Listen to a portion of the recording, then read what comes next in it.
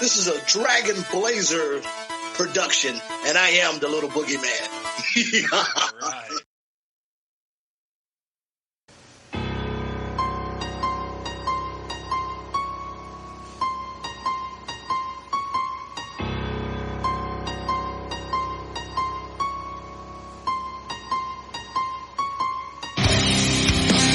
Coming down the aisle, your podcast tag team champions of the world, Boomer and Blaze.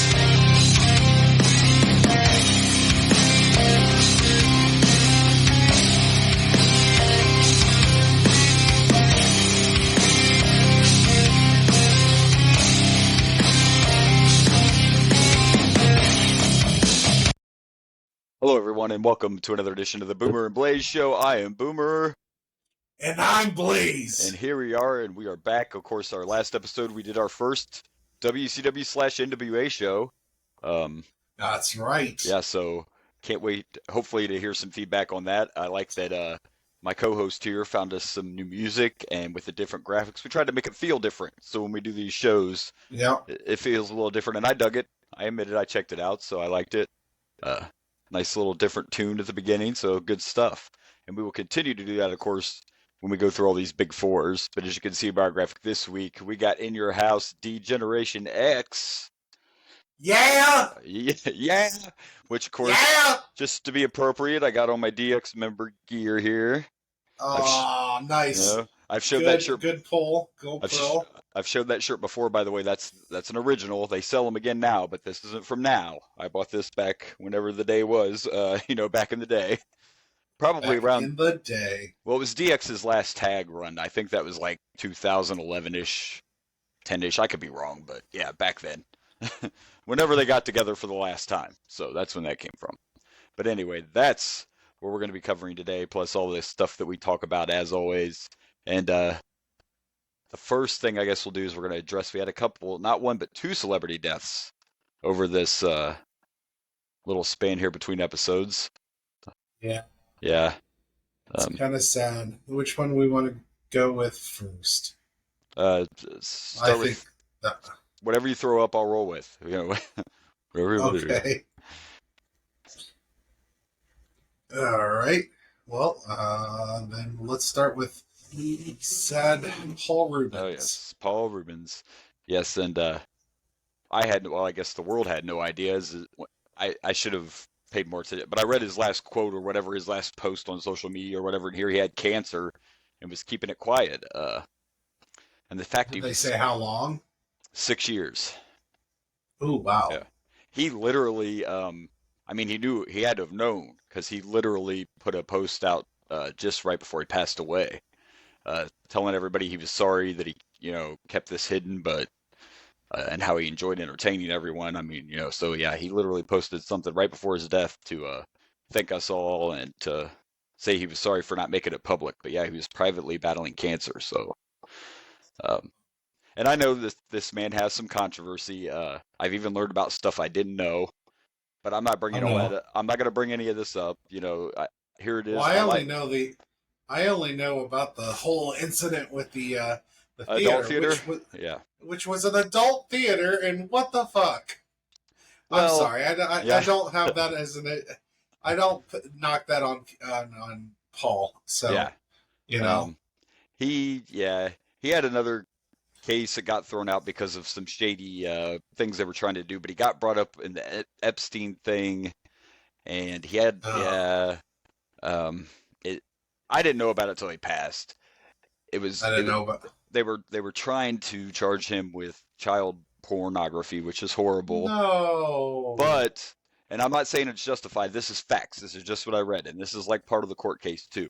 The material they found were very old magazines and such that he collected, and they were inappropriate pictures, but they were so old. It was more art. It wasn't, it's not like he had pictures of kids laying around.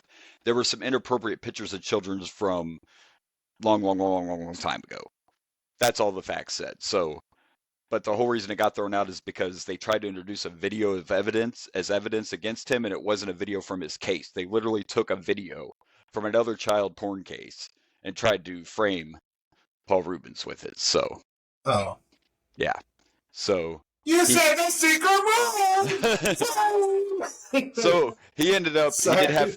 he did have to register as a sex offender, but that ended up being a plea and whatever. So it was some Epstein. But with anybody, we don't know these people personally. All I know is I loved Pee Wee's Playhouse. I know that, and Yeah.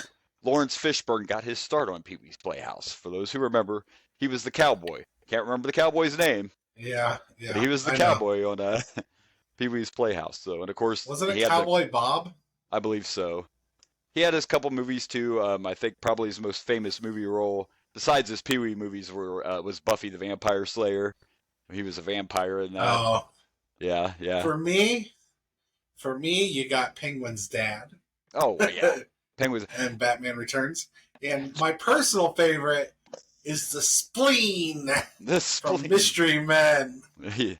Oh, Did you man. ever watch Mystery Men? I love Mystery Men. I haven't watched it in so long, and I forgot about that. I have to be honest. I totally forgot about Spleen.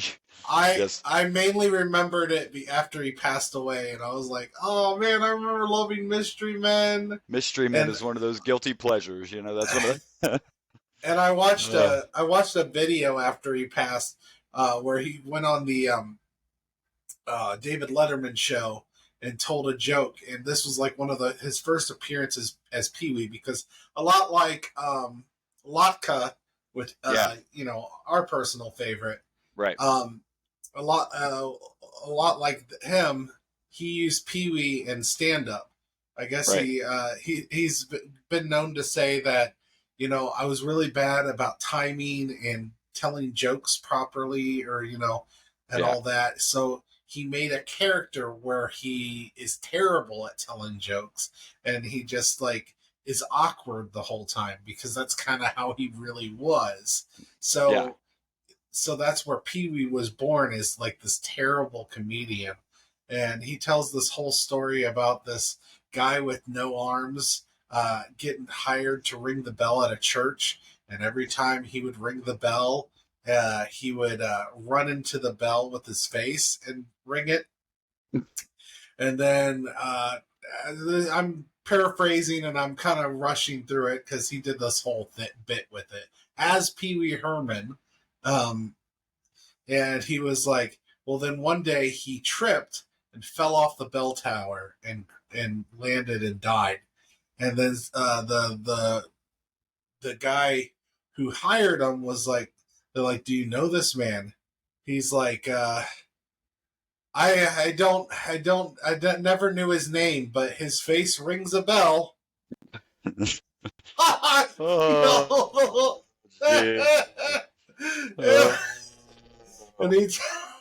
he told that whole story and joke on David Letterman as Pee Wee Herman before he got his own, kids show.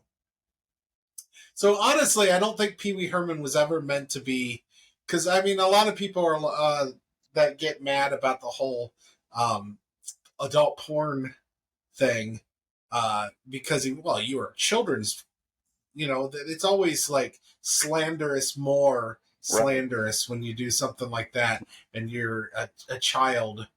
But I don't think he ever meant to be that. That wasn't what his Pee Wee Herman character was meant to be. It's just some exec was like, it'd be perfect if you did this for kids. And he's like, okay. Well, and he made a crap load of money doing that. Money. Yeah. So he didn't really have a passion for children's programming. He made a weird character, and somebody was like, man, that would be perfect for kids. Yeah. And by the way, when you mentioned his Batman role, I don't know if you ever watched the TV show Gotham, but he returned in that as well and played the Penguin's dad again. Yep. I forgot about that, but you're right. He did. I watched all of Gotham. Me too. I actually liked Gotham quite a bit. Oh, it was pretty decent. It was pretty good. It was good. I liked it. Yeah. So yeah, Paul Reubens, a lot older than I thought he was, but I definitely remember enjoying Pee Wee's Playhouse when I was a young kid. So, may he rest in peace. And we'll move on to the next one. The next. Oh, this one here has got me, and We do not have an official cause of death on this yet. Oh, we do not. I We do did not not know have that. an official cause of death yet. But our second celebrity passing was, of course, Sinead O'Connor. Um, and man, I know that sometimes we can get caught up like celebrities and we don't really know them, blah blah blah. But at the end of the day, we're all humans, right? We're all human beings at the end of the day. And just a couple of days before they found her passed away, she posted a video on social media that really just, like, even trying to talk about it, I start getting it was very, she was basically talking about mental health and how people with mental health struggles don't get the help that they need. And it's not, as big of an issue as it should be as far as people being aware. And then in this video, she's like pleading her family to step up and help her. Wow. Like the whole video is just a big plea for help and her talking about her struggles with her depression and her mental sicknesses. And yeah, it was pretty, so unfortunately, like I said, they haven't said So, it, but I'm guessing unfortunately, she probably took her own life. That's not confirmed, but seeing that video, it's just like she was crying out for help. It was very sad. I kind of wish I wouldn't have saw it, but that's the world we're in it now. kind of Um, reminds me of that. What was that? That wrestler, the female wrestler that passed away, and she yeah, also yeah, made yeah, like a video right yeah, before. I can't yep, remember who it was. yeah. I can't remember her name, and I've seen some people. I can tell you this: it's a real video because there's people arguing about when it was made. You know what? It doesn't matter if it was a few days before her death, a month, or a couple of years. She was crying out for help. It doesn't matter when it was recorded. It just obviously shows that she was struggling and needed help. I don't know why people just got to fight about everything. Oh, Right. Well, yeah, so I just looked it up, and they said right now that they're still not disclosing her cause of death, but they said her not death is not suspicious. well, that's They're good. not sharing. They're not I mean, sharing how she died. right. Well, at least that's good. Because, yeah, I wouldn't have wanted that to be the case. But, of course, I actually And saw she the was only video 50 something, right? 56? 57. 57, yeah. And I Oh no, actually saw 56. You're right. the video of her funeral procession online, and they had speakers on top of the cars so they could play. They played Nothing Compares to You while they were driving her funeral procession, and all these people were at the side of the road singing along with it, throwing flowers onto the hearse. It was it was Yeah. really cool. And I know that that's definitely her most famous song, without a doubt. I can't even tell Yeah. you any other one she sung right now off the top of my head. Um, but Uh, I know more than Nothing Compares to You, but that definitely 100% is her favorite, or her favorite. Her, that is definitely her most famous song is Nothing Compares to You. yeah, I absolutely, know at least one other, and I'm looking it up right now. yeah. Um, nope. None of these look familiar. I know these look familiar, and Maybe yeah, if I heard a couple of them, I might know, but no, I'm not. I'm not seeing any that I think I right, recognize. right. And of course, we all know her most infamous moment Oh was yeah, Saturday Night Live when she ripped up the picture of the Pope. I Yeah, I remember that really well, and I know I was young, and I'm not saying I understood all that necessarily, but I knew who the Pope was. And when I saw her do that, I was like, oh, even at like 12 years old, I'm like, oh, yeah, that's going to make somebody mad right there. That's not, And unfortunately, I not just that incident, but Sinead always tried to use her celebrity as a platform for the things she believed yeah, in and the things she cared about. And unfortunately, that killed her fame. Uh, Not saying she didn't still perform and stuff after that, but she was she was pretty much considered a one-hit wonder. And a lot of it had to do with the incident on Saturday Night Live. And not only that, but other things she said. But, what's the point of freedom of speech? If you become a celebrity, what's wrong with, I yeah. mean, I the world's a lot different now. Well, It wasn't as sensitive back then. But if you remember, I think we talked about it off air. The whole thing, that's when the Pope was being investigated for inappropriate sexual things going on in the church. So, I yeah. mean, No, I mean, she went after the church, and they're yeah, powerful. I mean, yeah, it's just yeah. But it wasn't her saying like, F religion or blah blah blah. She was just making the point of, oh, you did get it. I tried to throw one together real quick. But that's her most yep. infamous moment right there. Saturday Night Live. Yeah. And yeah, I Well, and mean, that and shaving her head because everybody wanted her to grow long hair and be the normal, and she decided to be different. yeah, She shaved her head. And here's the thing. Kept it shaved her whole life too, by the way, which I know how. I don't blame you. Way to go, Sinead. It's the way to go. But anyway, once you shave, man, you get addicted. I'm telling you, you'll love it. But anyway, go ahead. No, and I know this is probably a controversial opinion and it's not controversial because the people that try to say you should just do your job and not have have a voice. Yeah, those people are also praising their celebrities that talk about the things they agree with. They're praising them and then yelling at the other people for having a difference of opinion. Yeah, exactly. And I strongly disagree with that. You can only By say all means. You can only say what you want to say if we tell you it's okay to say it. That's the only time you can use your platform is if we are okay with what you're. Yeah, that shouldn't be it. I disagree. Now, don't get me wrong. Using your platform to have a voice, that does not mean you should not be criticized for your opinions. Right. But to say you don't deserve or that you should not is bullshit. I mean, it's just absolute bullshit. Exactly. If you are famous and you have a platform, by all means, if you have something passionate about it, by all means. Nobody is telling Ashton Kutcher he shouldn't be fighting against child sex rings. And he's very vocal on that. He is. Not only vocal, but he's literally in court and actually fighting it. Yeah, he is. So nobody's telling him he shouldn't do that, and nor should they. Yeah. But heaven forbid you have an opinion you don't agree with. But there it is. Yeah, there again, it's all about content. Tyler Perry now is going and helping people with unsolved missing cases with their kids and such, because he sees it repeatedly going on and on and on. But that's okay because that's someone looking for missing children. But someone that thinks that, the sex crimes in churches are horrible, you're not allowed to say that. Right. You can't, But I think even back then that was a little bit of the ignorance of the world because everybody probably didn't know it. What really at all the headlines just said, Sinead rips a picture of the Pope. It was never really. Brought out. I think it was supposed to be. I guess is what I'm saying. I think it's less that people didn't know it and people didn't want to believe it. Right. The last thing people want to believe, is that the people that you look up to, for the God that you worship, and somebody in that place could do something so horrible. Yeah. People don't want to believe it. They don't want to accept it. It's easier to condone, or not condone, but to shun Sinead O'Connor for bringing it to light than to believe that this is happening. Yeah. So, but very sad. Hopefully it was. Yes, I totally hope it was natural causes or something. That would be a much better situation. But honestly, I mean, if somebody was going to assassinate, I mean, if that's what we're talking about here, Sinead O'Connor, they would have done it a long time ago.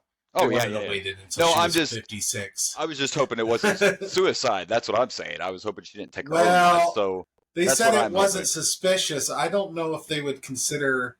No, suicide's not suspicious. Means they don't think anybody murdered her. That's all they're saying. Yeah, I didn't think that either. Yeah, but it's very possible she may have committed suicide. The video is very sad, and I mean, based on what you're saying there. Yeah, you could look it up later and watch it and see it. And you'll see that. Yeah, it's. I don't want to. I don't know if I feel like crying today. Yeah, and I don't want to play it either. Feel free to go. I heard you. I'm fine with just going based on your. Feel free to go watch on your own, everyone. I don't want to share that, so we're gonna. But all right, we had to start with that. So rest in peace to both of them, and let's move on and get off the sad. How about that? Okay, let's get off the sad.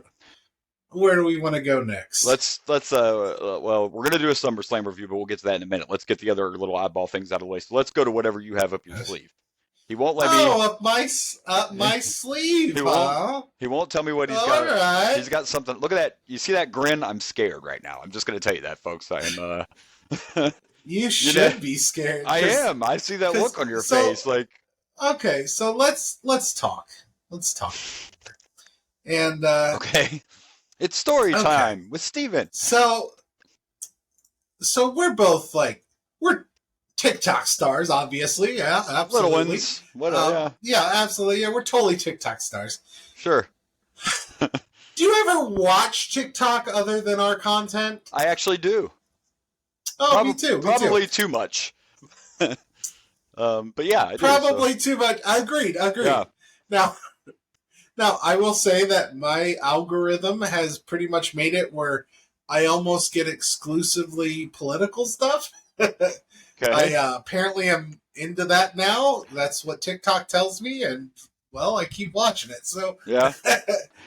But there's a little trend going on these days. I don't know if you've heard of it. Have you heard of this non-playable character trend on TikTok? No. That one I have not. Oh, well, I was going to say ignorance is bliss. Ignorance is bliss. But you know what? It's time to shatter that ignorance because I'm going to show you it's not a short video, but we're not going to watch the whole thing. Okay. This trend is blowing up on TikTok. And it is so baffling, okay? Okay. People are going on TikTok. You know what an NPC is, right? A non-playable character in a video game? Yes, I do. People are going on TikTok and pretending to be a non-playable character. And just repeating things over and over again. Like, people will, like, send them roses and they'll comment on that. Or send them this and make a comment and they'll comment in a similar way every time, like they're a non-playable character. Okay. Let's watch this. This woman, Pinky Doll, she's like the one that kind of started it, and now you see, if I scroll, I just randomly see someone. A lot of people are doing it. Okay. I almost made a TikTok making fun of it. Ice cream, so good. Jordan, money gun, I got your name. Wow, a lot of gift for you. Bad, amazing. Yeah, strong woman. Oh, thank you, baby. This is so cute. Hee-haw, yeah, it's a guy feel like a cowgirl. Let me write it, huh? Yeah, it's a guy feel like a robot. Baggy. Oh, thank you, baby. This is so cute. Gang it. Ice cream, so good. Yes. Gang it. It was you, yummy legs. Yes. Fire. Ice cream, so good. Cake. Ice cream, so good. Hee-haw, yeah, it's a guy feel like a cowgirl. Let me write it, huh? Ice cream, so good. All right, I'm good What? now. But What? that is a popular trend on the TikToks. So, Boomer, what are your thoughts on the Jesus. NPC trend on the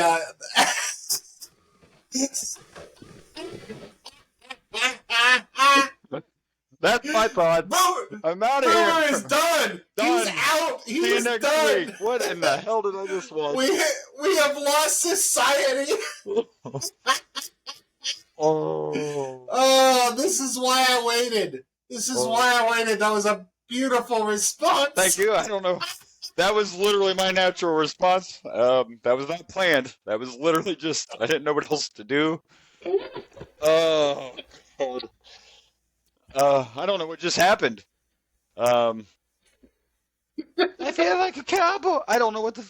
Please. Yes. Please. Ice cream so good. A little- Please do a TikTok of making fun of that, and it would be way better than what. I don't know what's happening. Okay, that was my That is response. so weird. I don't even know what else to say. Yeah, I walked off. That was it. I don't know what else to say. Oh my gosh, what are we doing? What are we doing? Oh. I don't fucking know. It's so weird. I don't know. It is so damn weird. That is the popular trend these days I'm glad my on algorithm. TikTok. Glad my algorithm says I like wrestling, so I don't have to. I mean, that's not all I get, but I pretty much just get wrestling stuff. So All right. I normally get mostly now. Those are normally not videos that come through. Those are lives that I see on TikTok. I had to go to YouTube, like the random, find. Yeah. I had to find one that was recorded and saved on YouTube. But yeah, traditionally they're lives and and I get that because people interact with them. The lives that pop up on my TikTok are nothing I'm interested in too, so I get it. Yeah, it's like just random. Yeah. Yeah, so. most of my TikToks are Saturday Night Live skits. I get a lot of those. I get a lot of political stuff, and I get a lot of like stand-up comedians. Yeah, that's what most of my algorithm goes to, and gotcha. So that's just one of those weird ones. Well, we can't get those 2 minutes of the show back, so let's move on. That's my favorite part of the show right there, just watching your results. So let's do we want to talk about Twisted Metal or the commercial? Or should we wait for the commercial? The commercial we can wait till we do the. Let's do Twisted Metal before we move on to the. Yeah. I don't have a graphic for that, do I? For what? Twisted Metal? You should have one saved somewhere. Yeah, well, I'm not searching for it. Okay. Anyway, so yeah, we did you watch the first episode? I did get to see a episode, yes. I watched episode 1. You did? Yes. So did you enjoy it? I mean, what was your opinions on Twisted Metal? I mean, I think it's great. It's funny. It's bloody. Samoa Joe, and I know it sounds crazy, but Samoa Joe does a good job because, guys that don't talk, it's hard to act. Like even Kane Hodder is probably the most famous guy to play Jason, or Michael Myers or any of those guys because he's not doing the voice acting. But as far as playing Sweet Tooth, Samoa Joe, I love. I think it's a great show. Yeah. Some of the reviews aren't so good. I don't care. I enjoyed it. I watched the whole thing. I had a blast. You gotta watch it without taking it too seriously. Right. But if you do that, it's a lot of fun. Sweet Tooth was fantastic really from both. Samoa Joe's fantastic physically, and Will Arnett, as always, is fantastic. Will Arnett's a national treasure, so love Will Arnett. I loved it. Oh my gosh, the time that I text you where I was like, ooh. That was when the dude jumps on the top of his car and he brings out his gun and just shoots him right in the nuts. Like right yeah. Right, right in the baby maker. It was brutal. Yeah. I was like I grabbed my testicles. And for me, testicular fortitude, real quick. That's part of what it is for me. Like I like that yes, it's off the wall, but it doesn't take itself seriously. I guess is what I'm saying. It's if I had one complaint, and I think they're gonna address this more in the sequel, is for a show about Twisted Metal, it was less car action than I like. That first episode has a decent amount of car action. Right. The last episode has quite a bit of car action. In between, there's a lot of action. Don't get me wrong. This is a very violent show. There's a lot of action scenes, but most of it is outside the cars. And considering Twisted Metal is literally a game about car combat, I guess that could be a complaint. But I had such a blast with the show. And you have to have context. You know what I mean? Like they can't just chase each other in their vehicles and wreck the whole time. Like they have to have right. No, I get that. So. I get that. But it's. I'm just saying that for a show about Twisted Metal, I did notice that there was kind of a lack of car combat. Now I can't tell you why. That I'm pretty sure the next season is going to be way more car combat. But the way they end this season.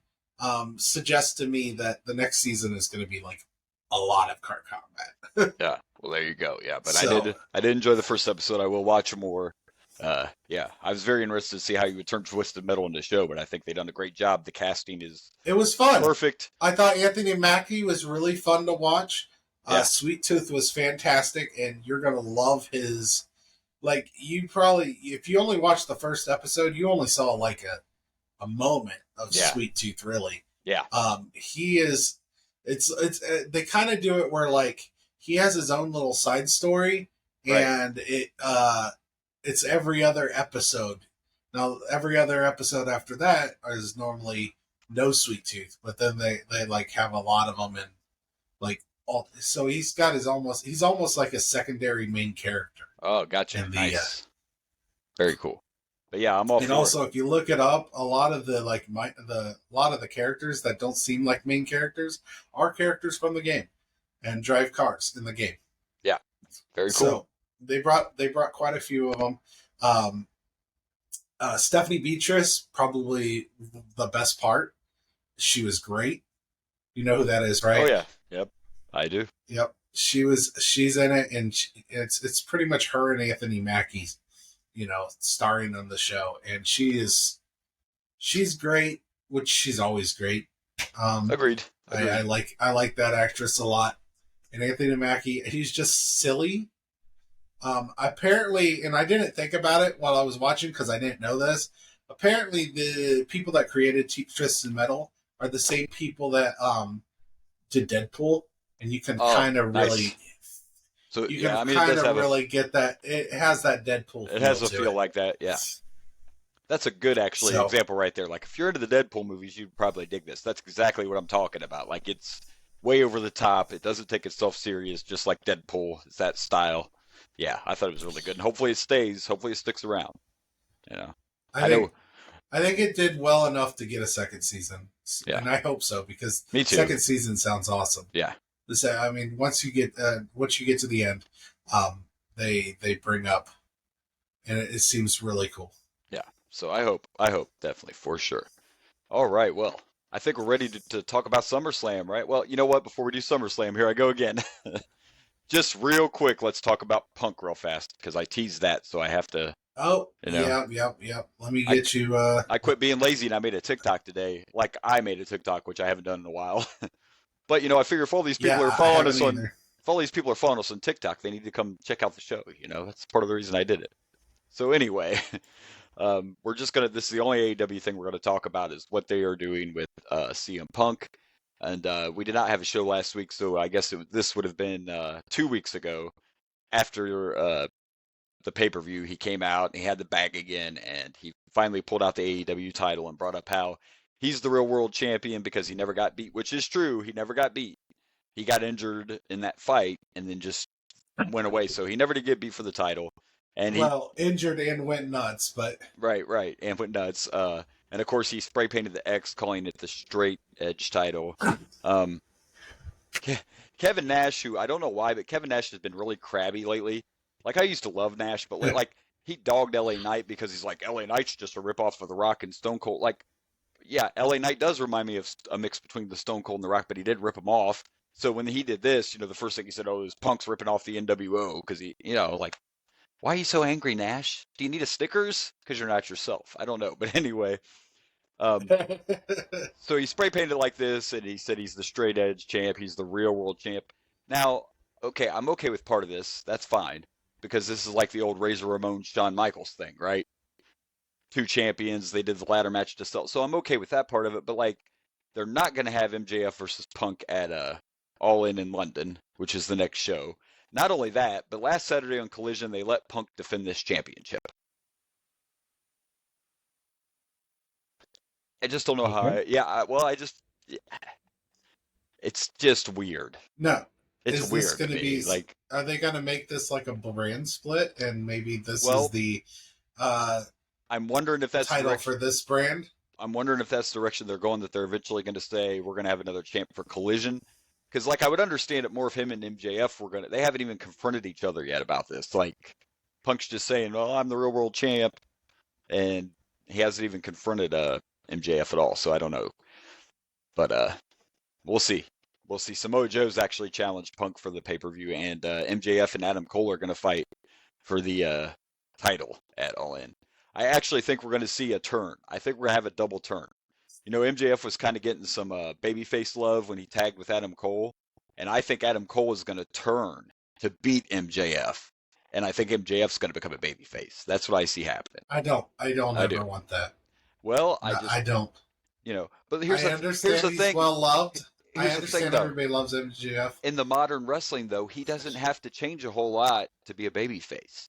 He doesn't have to not be the MJF he already is. He'll just have to stop like dumping drinks on kids. But other than that, he can still talk his trash. He needs to continue. He can still be MJF. He needs to continue that. That is that is what makes MJF fantastic. Right. Is Well, he's everybody, just he may not even have to not quit. giving a shit. He may not have to even quit doing that. The fact is, the fans are just starting to cheer for him now, and I Well- think they're going to have Adam Cole beat him dirty. MJF may not change at all. It's just the fans are starting to love him, so they're going to go that. I could be wrong too, He- but I just think that's what's going to happen. He just needs to be a Stone Cold type. Right. That's all he needs to do. Exactly. Just be a Stone Cold type. You don't have to change his character. The fans can cheer all they want, but he is a heel. Yeah. Stone Cold was a heel almost at all times. He was never a true baby face. Right. That's what you needed. If you're going to do, you don't even have to do anything. You just keep him the same character. People are going to love him. And I don't think love they're him. and I don't think they're going to change the character. I think all they have to do is if Adam Cole does him dirty to win, if Adam Cole cheats to beat MJF, that's all they got to do. That's it. You don't have to change the character. The fans are already behind you. Then they'll hate Adam Cole and they'll love MJF. And I could be wrong. I just think that might be where it's going. They did this subtle little thing where they were hugging each other after they signed the contract, and Adam Cole made a gesture like this on MJF's back. So it's kind of like he might have been hitting a backstab. That could be reading into things. Yeah, maybe. So anyway, we'll see where the story goes with Punk being the real world champ. I don't know if they're going to make that the other title or if eventually we're going to get Punk versus MJF to decide who the champ is. But I just wanted to bring it up and share it with you. But like I said, he did the X for the straight edge thing. So I think if you're making a whole brand for someone that nobody else wants to work with, and you're going to do 2 different shows, and you're going to have split rosters because of these are the people that will work with Punk, these are the people that won't. I kind of feel like you got to just make it a brand split. I mean, I think that's the natural thing. Everything you're reading now is there's not a whole lot of guys that won't say they won't work with Punk. But what you are hearing, though, is a lot of the guys are saying, well, if we're going to do these shows, then, like I told you, House of Black has only been fighting on Collision because their thought is if we're on Collision, you're going to watch Collision to see us. To where if you don't do a brand split, people will just get lost in the shuffle. So brand split makes sense.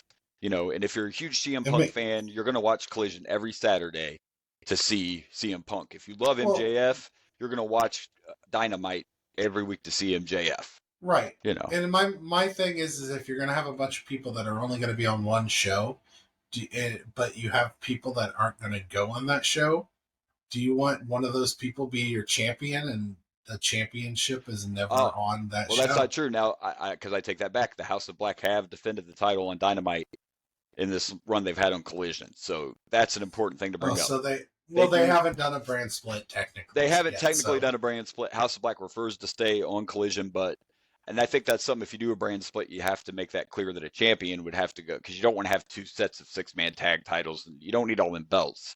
It's just certain champions would have to defend on either show. So, yeah, I still think it's going to happen. Also, by the way, interesting, real quick, I can't remember the name of it, but just real quick so we can move on. We've rambled forever, but AEW filed a trademark, and it looks like this trademark is going to be for their streaming service. So it looks like we're getting close to having a AEW streaming service. The rumor still is it's going to end up on HBO Max. That's just a rumor, but they finally filed trademarks for their streaming service. So if they do that, I'll probably be watching. I'll be watching some AEW for sure. I think for sure. Yeah. All right. Well, let's move on. We are now going to do our SummerSlam review because we both actually watched it. We did, which doesn't always happen. I actually watched it live, which I usually never do. I didn't watch it live, but I watched it the next day. I normally don't watch live, but I was off on a Saturday and had nothing to do because my life's that exciting. And so I did watch it live. But so do we want to start with that commercial before we review the matches?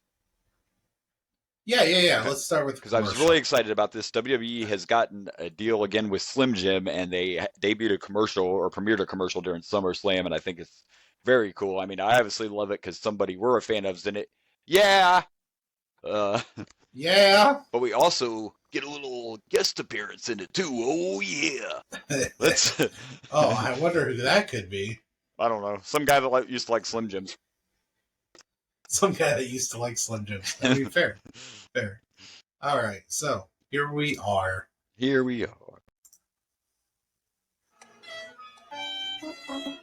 Again, with feeling. Oh yeah! Need a new tune? Let me talk to you. Snap it to a Slim Jim. Get savage. Tear it to the spikes. Unacceptable! Yeah. Yeah. Snap it to a Slim Jim. Oh, yeah. The commercial is really a nice touch. It is. I'm just saying. Yeah. It's a real nice touch. I like it. I like it a lot. And I think LA Knight, Bianca Belair, good spokesman. And again, it's just a little thing that shows you how LA Knight's on the rise, because you can say what you want. It's just a Slim Jim commercial, but that shows that not only WWE, but Slim Jim, are behind LA Knight being in that commercial. I'm just saying to show you that how big he's going to be huge. LA Knight's going to be a champion. I'm saying it on this show, man. LA Knight is going to be a champion. Eventually. Well, yeah, of course. But I will say that I feel like LA Knight was chosen for the commercial simply because his catchphrase is "Yeah," and I think it just kind of goes well. Oh yeah! I think it's his I feel like it's not just the "yeah" word itself, though. I think it's everything about him, because of his personality and how he can be over the top, but and his popularity. I mean, the man's one of the most popular stars right now. Without a doubt. I recognize this and I realize this. I'm just saying that I think that is part of it. Right. So, all right. Well, they showed that during SummerSlam. We're going to do a rundown here of SummerSlam. We'll try not to talk long about every match, but we are going to, we'll share our thoughts on every match. Can't wait to get to this main event. So technically, the first match was Logan Paul versus Ricochet, and we all know how big of a Logan Paul fan that I am. Oh yeah, you love yourself I love me some Logan Paul. Well, here's my thing, all right? And yes, he won, and that's fine, whatever.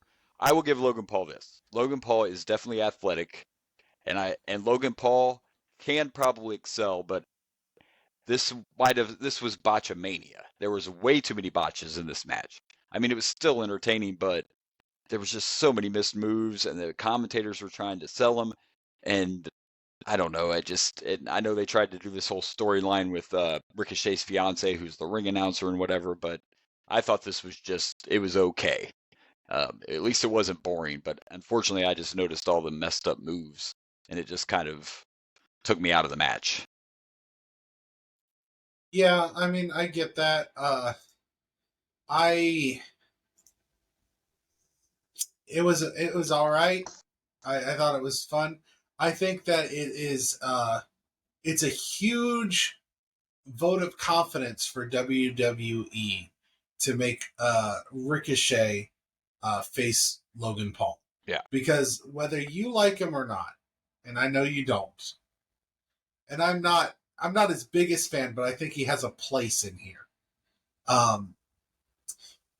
And so I don't hate him like you do. I think he plays a good heel. Right. I think him winning with a brass knuckles is a good. Oh, and I was going to bring that up. I did actually love the ending, and I'm not totally hating him. I just want him to sharpen up his actual wrestling skill. Like, he could be one of the top heels, no doubt. He's got that pure heat. People just want to hate him, and I loved the old school brass knuckle win. I did love that. I just want him to tighten up his actual wrestling. That's all. I mean, that's fair. Yeah. That's a fair argument. Yeah. But I think he has a good place here, and you have to recognize that because he's a star on YouTube or wherever his fame comes from, he's a big draw, he's a big pull. Yeah. That's why he's getting these main event matches. Yeah. So giving Ricochet, who this is not Bray Wyatt, this is not, this isn't one of your technical top stars. Giving him to Logan Paul, that's a big deal for Ricochet. Yeah. Whether you like Logan Paul or not, that is a big deal for Ricochet. And most wrestlers will tell you that when it comes to a pay-per-view, there's one or two places you want to be. You either want to start the show, the opening match, or in the show. Yeah. So yeah, for Ricochet, I was happy for Ricochet. And Logan Paul does draw money. I'm just saying, Logan, tighten it up a little bit, because they went for some stuff that would have been amazing if it wouldn't have got botched. You know what I mean? That's Fair enough. you know, so but you're right, and I love the old school ending because we don't see enough of that anymore. Like just the simple slide the brass knucks in. I love that too. Yeah. I did love the ending of it. I got to give it that. So I overall, though, liked it as well. it was not a horrible way to. It wasn't a horrible way to open up SummerSlam, not at all. So No, all right. not at all. So technically, I think the second match was Brock and Cody second. Yes. Yeah, they were. Brock yes. and Cody was second. Yeah. So Brock and Cody was second. It was second. Yeah. Brock and I Cody. wasn't sure. At first, I thought it was that Battle Royale, but no, I think it was Brock and Cody. I'm pretty sure Brock and Cody was second because I was kind of shocked, like, oh, we're going there already. Yeah. So, and it was kind of your typical old school Brock match because he was just dominating Cody, doing the whole, kept just throwing him out of the ring, telling Cody to stay down. Like they just want to make sure this is, let's make Cody look as strong as possible here. I thought it was great. It was loved, done really well. Now, I will say that during this pay-per-view, one thing I did notice is they really did a lot of kicking out of finishers. And Yeah. I was kind of frustrated. I didn't feel that way in this match. No. This was showing Brock as this dominant monster, and he is. Yeah, He's he a is. dominant monster. Yeah. So Cody needed to do like every single finisher under the sun over and over again to finally put him away. Yeah. And I loved it. This was what I can't decide whether this is my favorite match or another one. Yeah. I mean, it was just, This was great. and it was just classic. And, you know, he kept telling Cody, just stay down. You know, it's only going to get worse. Like it was good, just old school Brock being a beast, trying to give Cody the easy way out. Yeah. And, something, by the way, at the very, I'm sure you saw, I know you saw the end because you watched the pay-per-view, but the embrace at the end and the handshake, none of that was not planned. That was Brock legit showing Cody respect after that match. Yes, I heard that as well. Yep. Yeah. That was just legit. Cody was like, I thought at first Brock was going to pick me up and F5 me again. But so this was legit Brock Lesnar saying, yeah, good job, Cody. Good job. You know, showing some love. So It was nice. It was yeah, nice. it was very well done. I like the way they approached it because I was thinking in my head, like, how are you going to do match 3? Because, you know, match 1, Cody kind of shocked everyone and beat Brock kind of quickly. Yeah. And they did that turnbuckle spot But, again, yeah. too, in this. And then, of course, the second match, Yeah. Brock kind of dominated, but Cody was also in a cast, so that way it didn't make him look weak. And now the man, Yeah. you know, survived an F5 outside the ring and came back and beat Brock. So it was a good show. It was very well done. I liked it. I enjoyed that one. Yep, I liked it a lot. This Yeah. might be my match of the night. I haven't decided. Yeah. But But it's between two. yeah. So And then I think next Was is the- our Battle the Royal. Battle Royale. Yeah. Battle Royale. Yeah. Yeah. You know what's funny? I'm glad he finally had a moment. I wish it would have been something besides the Battle Royal, because to be honest, this is who I think everybody wanted. I know I wanted, but there was just that part of me is like, he's not going to win it. It's not going to happen. They're not going to let LA win it, but they did, Yeah. and I'm glad. It's funny how a couple weeks ago when we had our special guest with us, you know, our old co-host, we were talking about how Austin Theory's kind of on a downhill spiral, and yeah, that's what he got to do for SummerSlam. No U.S. title match. We're throwing you in the Battle Royal. So yeah. Yeah, this was I'm glad LA Knight won. Even though it's kind of obvious from the beginning, I figured LA Knight was winning this. I think a lot of I'm- people still thought they weren't going to let, you know, I think people were getting to the point where they thought they're just going to keep not letting LA Knight win. So I think there were still some people that thought it wasn't going to happen. I thought he was. Of course, I've thought he should win like every time I thought he should Right, win. right. So- Yeah. Yeah, so I'm glad he won. Unfortunately, it's like if it's not Royal Rumble, I have a hard time getting super into Battle Royales. I don't know why. There shouldn't be much of a difference, but Well, what would have helped? And I think it's because they rush them. They rush Battle Royals. Well, it's because when you don't it's get not the Royal Rumble. yeah, you don't get the people coming out at different times and everything. Yeah, you I think don't it get would the have slow helped. burn. It would have helped if there would have been something on the line. You know, you could have made this for That's another thing. There was nothing to Yeah. this. You just it want could have been a Battle U.S. Royale. title shot or an Intercontinental title shot or something, you know, or even the old school you can win $1 million. We know wrestlers never won money, but sometimes they do Yeah. stuff as simple as that. If there just would have been something, I mean, even the Andre the Giant Battle Royal gets a trophy. I'm just saying. Right. You could have had like a Macho Man Slim Jim dispenser trophy or something. I So don't this- know. This was just some weird thing that was tacked on, and luckily the person I wanted to win did win Yep. it. But yeah, it was And that's kind good of, enough for me. That Slim Jim logo Sure. right there is why they had this Battle Royal. Same reason they had that Pitch Black match by Mountain Dew. It's Right. for the money, money, money. All right. money, money, money. Oh, Okay. and I think the next match was Ronda and Baszler, right? This was the worst of the night. Worst of the night. The crowd did not care at all. It was quiet No, in the they were arena. booing like crazy in this match. Yeah, I noticed it as well. yeah. It was. So here's the thing, and I was talking to my friend about this. We're wrestling fans. There's a reason we're wrestling fans and not MMA fans. Yeah. And I don't think MMA translates very well to wrestling.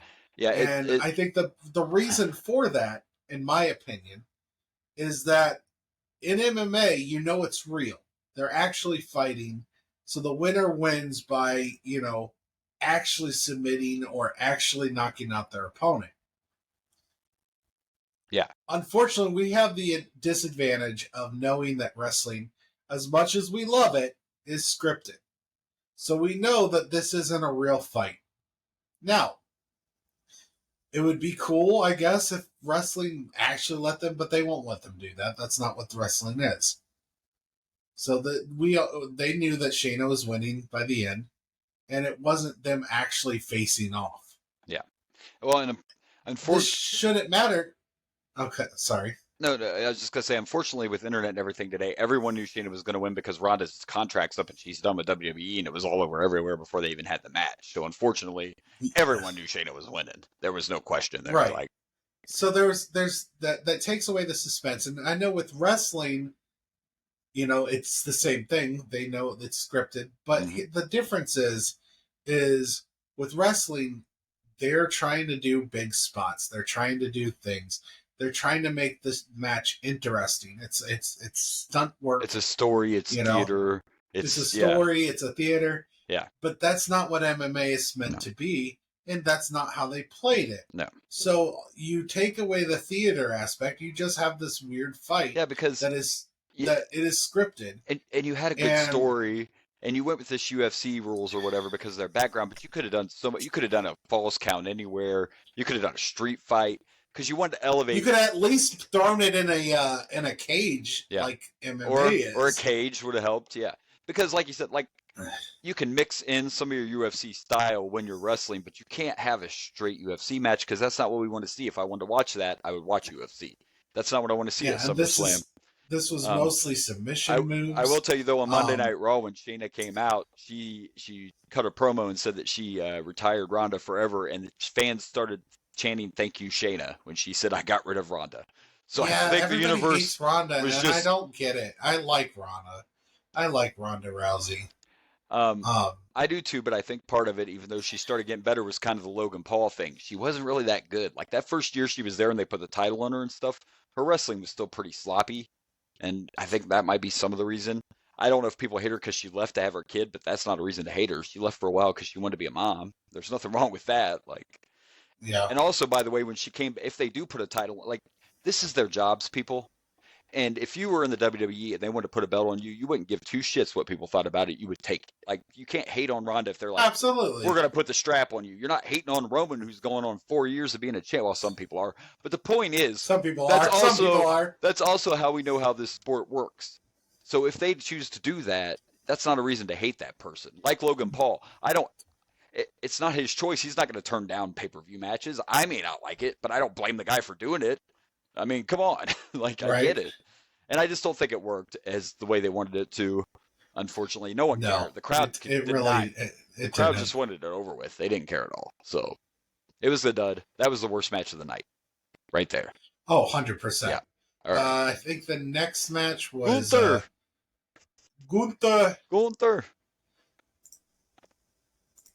Yeah, Yeah. Gunther And unfortunately, versus. here again, we talk about how Sorry. we know wrestling works. And don't mistake this. I'm not saying this is a bad match, but I think me and 99% of everybody in the world knew there was zero chance Gunther was going to lose. And I only say that because, and he's 1 month away from breaking the Honky Tonk Man's Intercontinental title reign. So I already knew there was no chance. And if you go rewatch it, I just want to point out, if you go rewatch entrances, I think you could kind of tell on Drew's face, like he knew he wasn't going to win the match. Now, it doesn't mean the match wasn't good. I just missed that. I missed that. Roman's done it a few times where I believed he might lose the belt. You know what I mean? There were a couple times. But I kind of miss that when you go into these matches, you're just like, it doesn't matter if he's facing Jesus. He's walking away with the title. But that aside, it was still a great match because I'm becoming a huge Gunther fan. I love Gunther. And I think part of the suspense is the way they're playing Gunther. I think every match you're thinking Gunther's going to take away. So when it finally does happen, it will be huge. It is going to be huge. So I kind of... There's been a couple... By your logic, I kind of disagree. You're misunderstanding, though. It's not been the whole reign, though. It hasn't been the whole reign. Like at WrestleMania, I thought he was going to lose it because it was a triple threat match. This match at SummerSlam, it didn't matter who the opponent was. He's going to break the Honky Tonk Man's reign at this point. So I was just talking this match specifically. I knew there was no chance in hell, only because they want him to beat that reign of the Honky Tonk Man's. So, what if they're doing all this and keeping the title on him for him to lose it right before breaking it? Well, now I don't think it'll happen, though, because then it would happen on TV. Do you think they're really going to do it on TV? By the next pay-per-view, he'll have the brain broke by the next pay-per-view. So that would be a huge shock. It would be if a it huge happened shock on a Raw. It would be a huge shock. I'm just saying. I'm just going to throw out there he's probably going to beat it, but once he breaks that reign, you're going to have no argument. There's going to be no fight. Now it's a matter of when does it happen, and then it goes back to what I'm saying is that the more he continuously wins, the more shocking it will be when someone finally does it. Yeah. And I hope they do it somewhere other than WrestleMania. Because WrestleMania is the spot, right? Especially coming up with pay-per-views. WrestleMania is the spot where people are going to assume that it's finally going to happen because that's where things happen. Yeah. Do it on a different pay-per-view. I mean, yeah, I agree. Now, there's no doubt I don't think Roman's losing the belt until Mania. That's just the way I see it. But yeah, Gunther. But still, this was a good match. It was two great athletes. I'm super impressed with Gunther. By the way, I'm just throwing it out there. Why can't Gunther be the one? I'm just saying. Could you imagine Gunther versus Roman?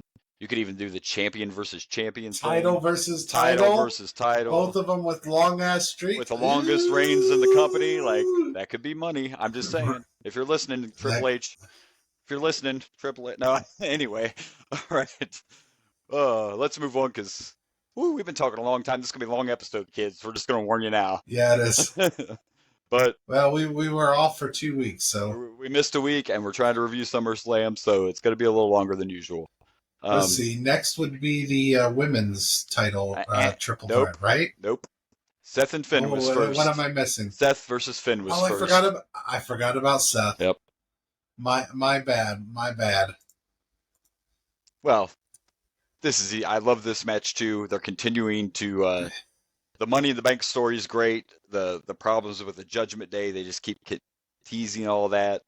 Seth Rollins is Seth Rollins. These two had a great match. I love the spot where Finn did the same move to Seth that injured him way back when they fought for the Universal title the very first time. I love that Seth came out Seth had the vest on. Outfit. Yeah. He had the outfit he was wearing when he beat. Well, the vest was the only thing that was original, but the pants he had on were the same design too. They were just different colors. But yeah, that was the actual vest from when he injured him. So that was great.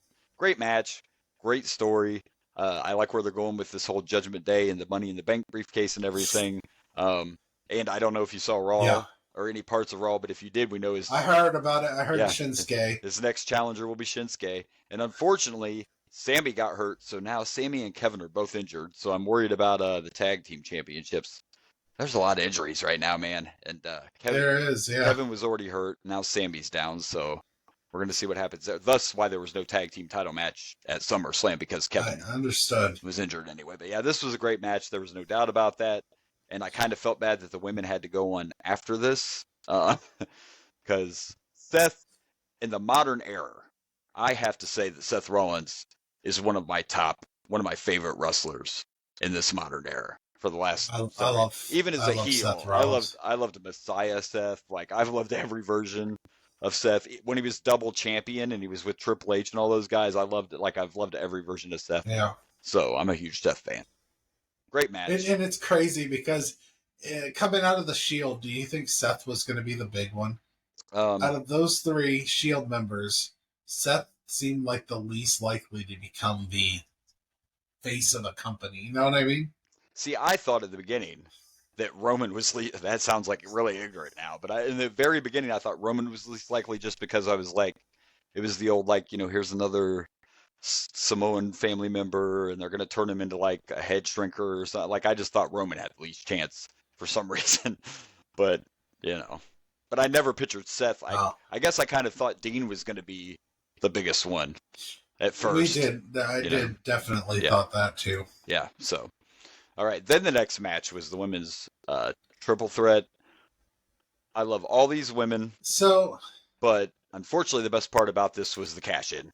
I mean, I liked this match. Other than there was some weird botches to this match. There were a lot of botches. It was a little long, and maybe it was just me, but it seemed like they weren't into it. I don't know. Like, Charlotte didn't seem like she was all the way into this match.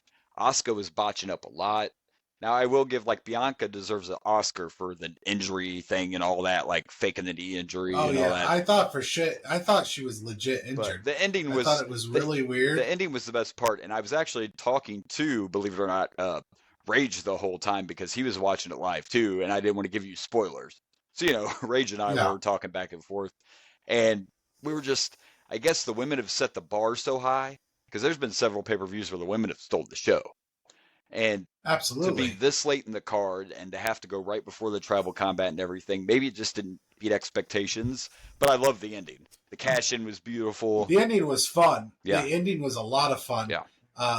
And I at first I was disappointed because I like Bianca, but she just had the title, and I was not wanting her to be champion again so soon.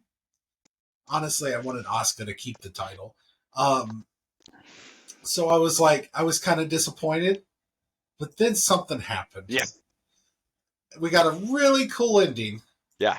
And I will say, despite the fact that I didn't want Bianca Belair to be the champion or to win it, I will admit that it was a really I don't know why I wasn't thinking about the cash-in, because at first when they counted the 3, I didn't either. I'm like, why are you giving the injured person the title? Then what, are you going to strip her right away? Like, what are you doing here? But no, the injury was for a young up-and-comer, Io Sky, to come in, attack her in the knee with that briefcase, cash in, and win the title. And holy crap, the pop, the excitement. Yeah. They let her be the champion. She is now the champion. Yeah. And I'm excited to see her reign. Yes, definitely. In a group where Bayley is your leader, this is your world women's champion. It's awesome. By the way, real quick side note, the first women's Money in the Bank match was in 2017, and every woman's cash-in has been successful. Just thought I'd throw that out there. Curious when that will... Well, think about how long it went before the men's finally failed. The men's went a long time, and if I'm right, I think Damian Priest was the first one to not be successful, but it actually might have been Cena. I can't remember, but I thought it was Cena. But the women's are still 100% on the cash-ins, so congratulations to Io Sky. And I know Rage was very happy about that too. So. Yeah, I was ecstatic. Like I said, I was a little disappointed Bianca won, even though I loved the ending. It was a cool ending the way they did it. I love that Asuka was still in the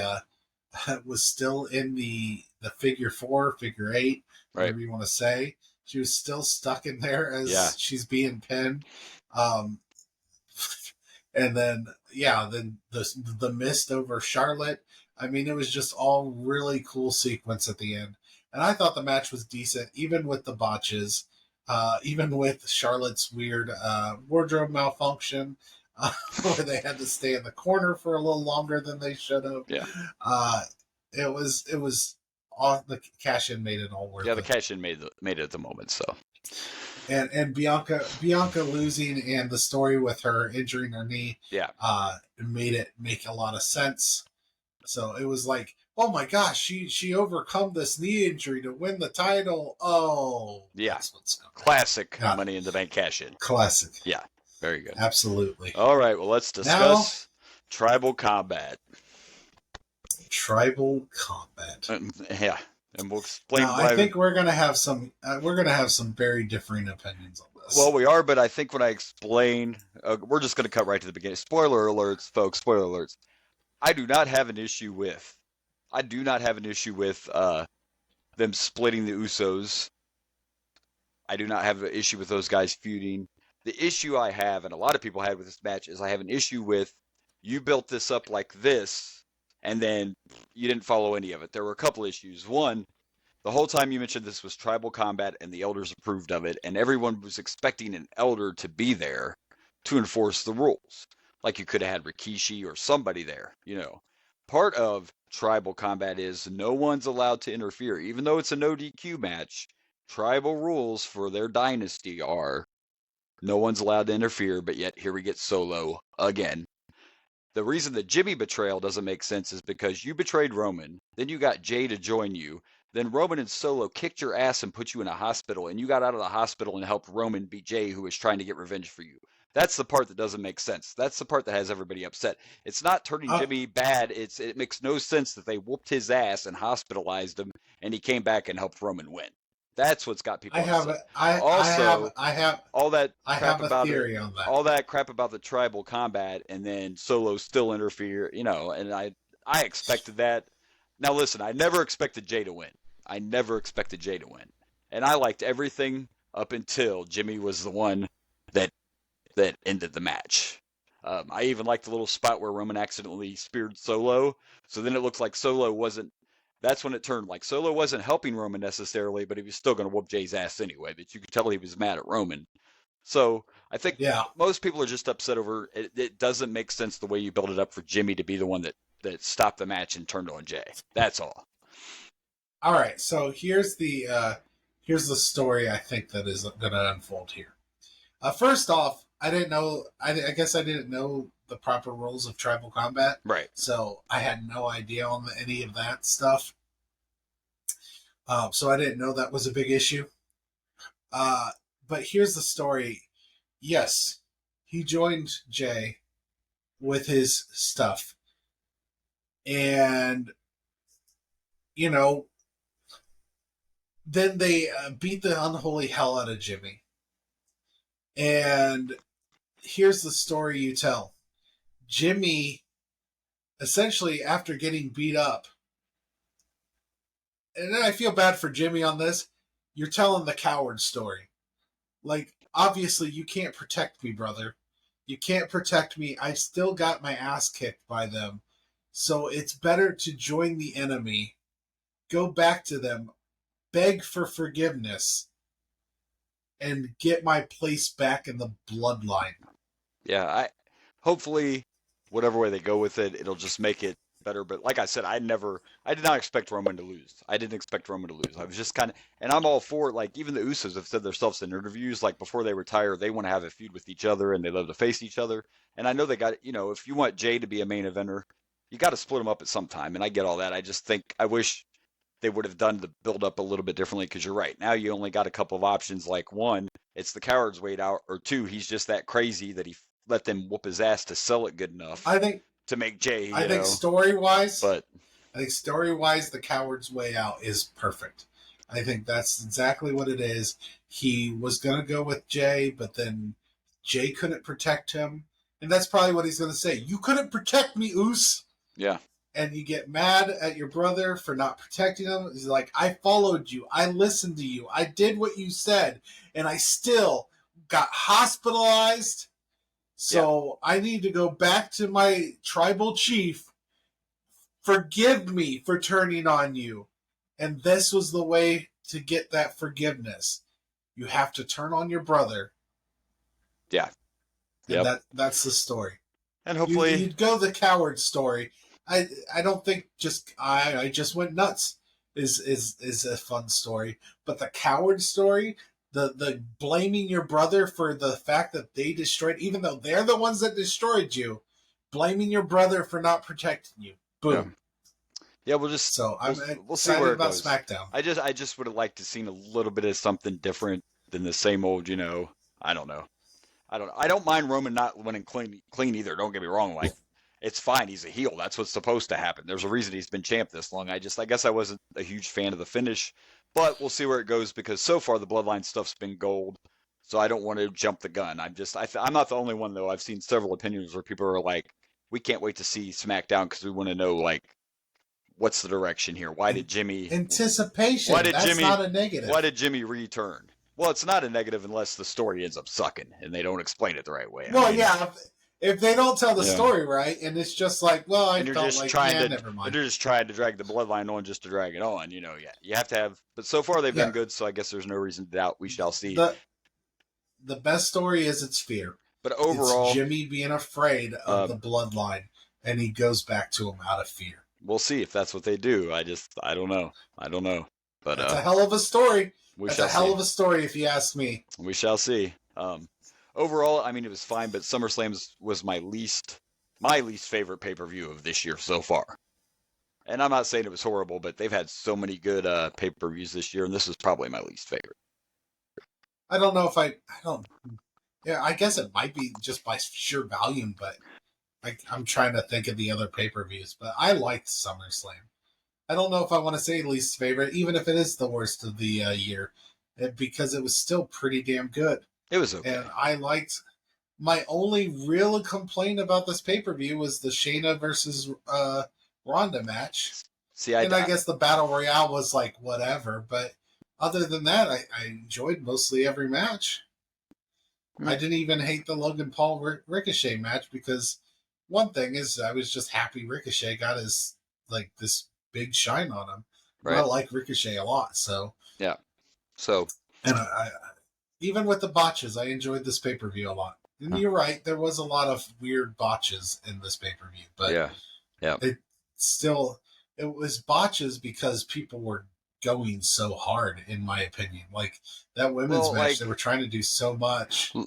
Yeah, but two of those women have been around a long time. They're veterans. Like I don't know. That's true. It's true. Logan Paul and Ricochet, it's a little more because I get it because Ricochet's trying to carry Logan and Logan's They're still both new. Young, yeah. So I get that one a little more, but yeah, I don't know. And the women's match was kind of long, and sometimes they are, but I don't know. Overall, and that's why it ran over. By the way, it actually ran over because the women's match went long, and they're not cutting Roman short. So it actually ran over. Yeah, you don't. And that's an advantage of the network, by the way, because I don't know if you remember it, but there were a couple of times when we were younger.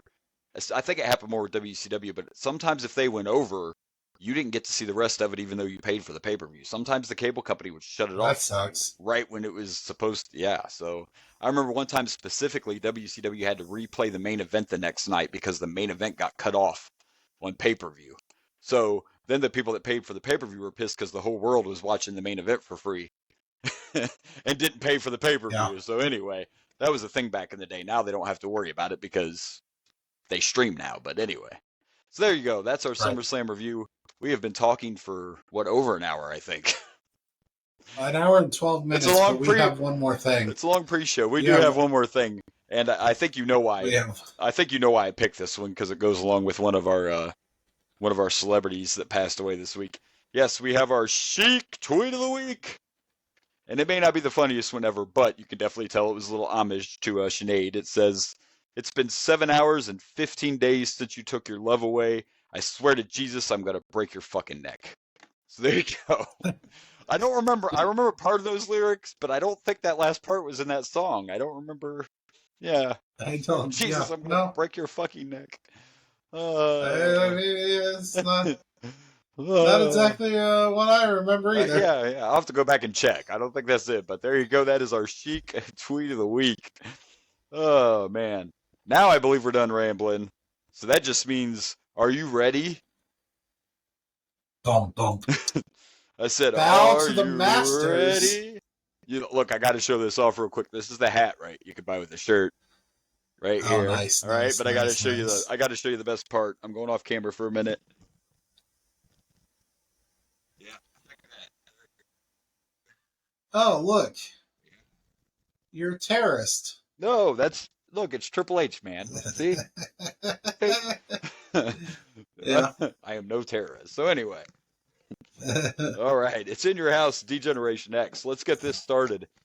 Let's do it. On a Saturday night. Sorry. Thought of Pink for a minute.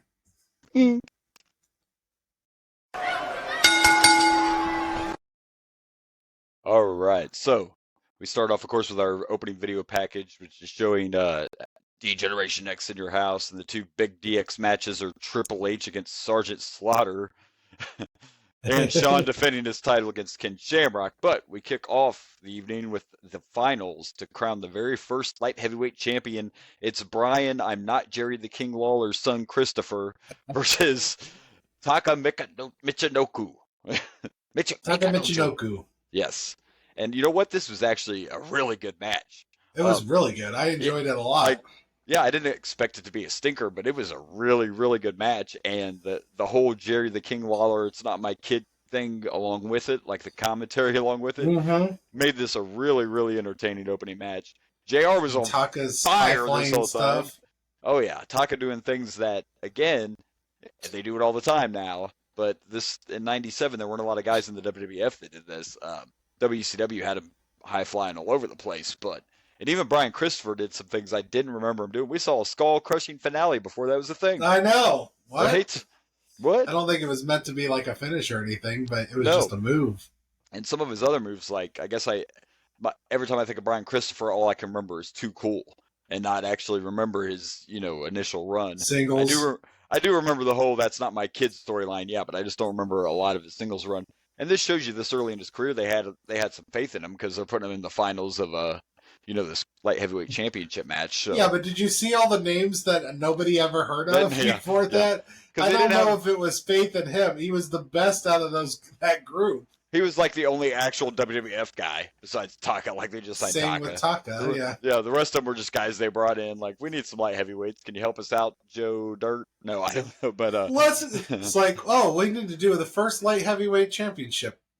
How do you think we should do this? We should have a tournament. We have 2 light heavyweights. Let's bring people in for a tournament. Yeah. Won't everybody know who the last 2 people are? Nah. Yeah. Everything will be fine. One of these newcomers might come. They probably never came back. Right. And you got to love the crowd chanting Jerry's kid. That was just, yeah. That was oh my gosh. It was so great. I remember, I also remember that Jerry would argue that, oh no, he's not my kid. But I don't remember how involved he would get. Right. And which maybe it only happens in this match. I guess I don't know because it's I just don't still remember new with Brian Christopher. Brian Christopher got his lip busted and he was outside the ring and he had to come check on him. Yeah, he's like, I'm gonna go check on him, and he's wiping the blood off his lip, tell him he tries in there. Yeah. He tries to throw him back in there, and then he's walking away, and Brian falls face first and right behind him. Yeah. It was pretty great. Yeah, the whole thing. Along with a really good wrestling match, but you had everything else to factor in there too, and yeah, it was a good way to kick off a pay-per-view. And good story, good match. Yeah, and our first ever WWF Light Heavyweight Champion, which I told you I didn't remember a whole lot about that title because eventually it gets changed to the Cruiserweight Championship.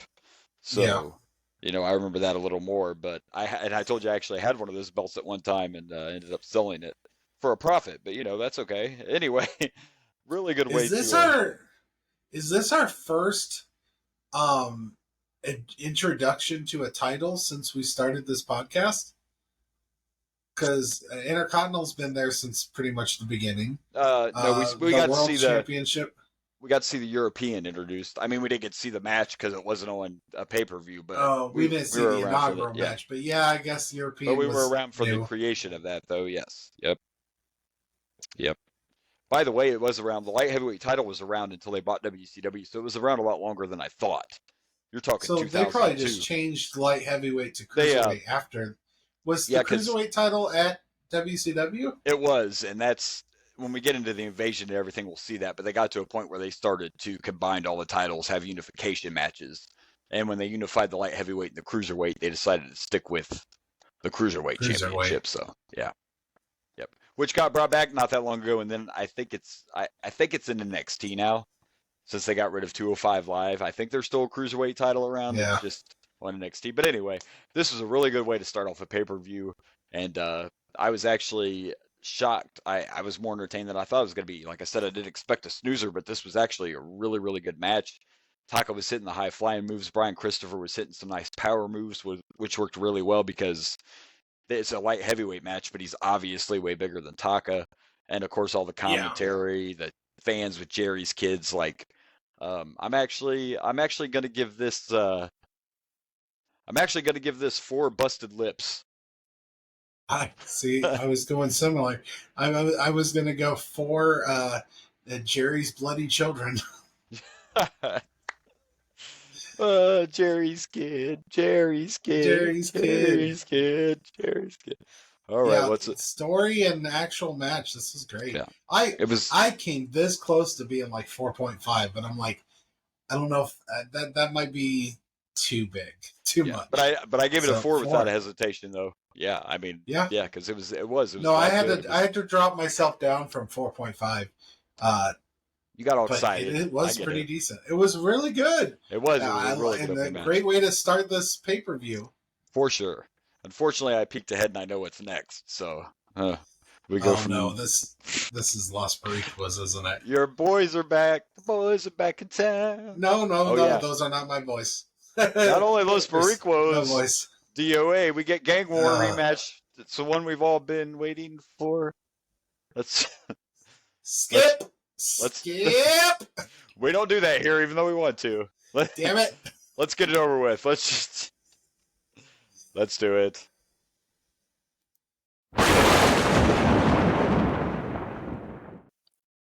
All right, so we have a really good first match, and then we have to deal with this again. Yeah.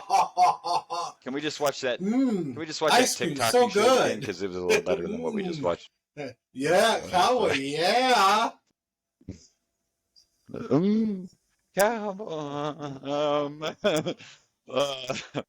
So as you can see, not only do we have to see this again, but we get no Crush, and Savio got banned from ringside. So it's even less. I'm going to say something important. I'm going to say something that might be shocking. It was bad, like every match these guys had. I kind of like the ending. Okay.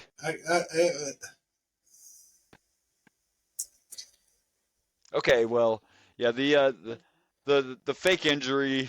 They told the story. Yeah, that was good. But other than Savio come out there to do some I will give him that. It had a good finish. And then the injured wrestler snuck in and did a move. And I mean, not sure that was a devastating enough move, but you know, I like the ending. It's better than I can say most of these matches. Yeah, but I mean, it was probably. As I say, it was probably the best match. Fans were actually cheering for DOA for some reason. And then it took me this long to realize that one of the members of Los Pericos is Jose Estrada, who will later come back as Umanga's manager. So, kind of forgot about that. So that's interesting. But yeah, other than that, I mean, it was the best match these two have had for sure. And just because it had a good ending, I'll give it 1 knee injury. That's what I'm going to give. I'm going to give it 1.5. It was going to be a 0, but it had a good ending, so. 1.5. Ooh. Man, they got a 0.5 out of you. Yeah, and I'll tell you at first, I guess that point there that for a minute we were wondering, was he really hurt? And then we knew he wasn't really hurt because the medical staff never came out. But yeah, they sold the injury well, and they were pulling the heel tricks the whole match. So it was probably the best match these teams have ever had. But can we be done now? Like, Crush isn't even there in it. Yeah. Unfortunately, Crush isn't even there anymore. Can we just be done with this? Like, why are we still? Can we just be done? Please. Probably not. Oh, and then I guess we got to talk about after this match, which by the way, Freak was one in case you weren't following us. We get a backstage segment, and they're talking to Butterbean. And after they interview Butterbean, yeah. I didn't realize he came in before they did the whole Brawl for All disaster thing, but he is coming in here because Mark Mero is now boxing Mark Mero. Yeah. Not only that, he's domestic violence Mark Mero as well, so that's interesting. Will 12-year-old Michael Cole's trying to interview Sable, and then in comes Mero. Oh my Can I tell you could talk, woman? Like, it was basically, shut up, bitch. You're not stealing my spotlight.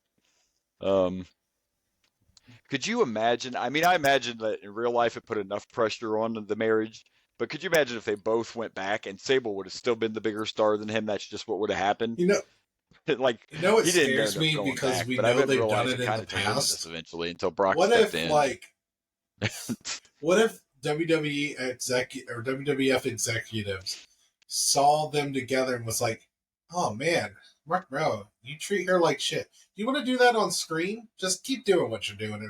Just not make it real. Let's make your real. terrible let's just keep doing that. actions into a story.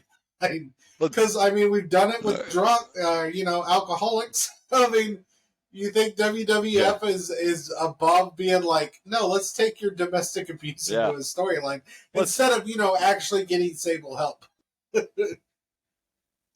Oh, I really hope so as they're well. They're not above it. I just hope that's not what actually happened. It would make the Sable cheating on Mark Mero with Brock make a lot more sense. Yeah. Or maybe it's just it was some light, like Mark Mero lightly getting jealous, and someone's like, let's just amplify that. So yeah, I know.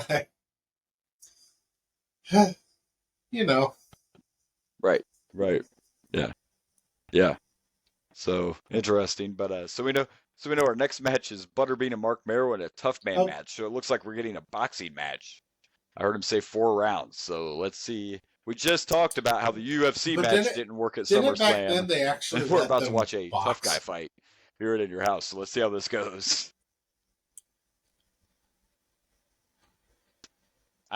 We're about to find out. They did in the Brawl for All, which is why several people got hurt. Mark Mero is a legit boxer. So we'll see. Now this one, maybe because Mark Mero is a legitimate boxer, Mark Mero knows what he's doing. Yes, the Brawl for All those guys didn't know how to box. So I mean, yeah, I'll be interested to get to that for that whole mess. So all right, let's check this out. Yeah. So let's watch our sales of boxing. All right, well, but let's see what happens.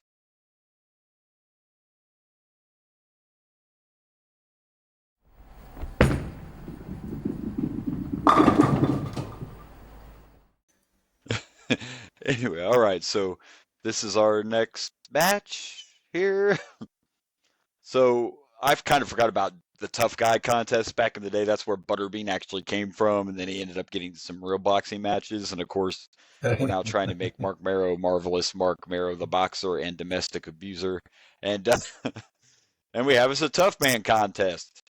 4 rounds, 2 minutes around, and I guess this was fine, but I liked it. I mean, I like every time. I like the ending. Mark Mero kept on doing things you don't do in a boxing match. So, yes, it's a boxing match, but this is wrestling, so there was some kind of there was some bullshittery involved. Yeah, he was being he was being like the classic wrestling heel and trying to run away, and you could tell there were some shots landed. They may not have been a full-on boxing match the whole time. He held his head and then whacked him.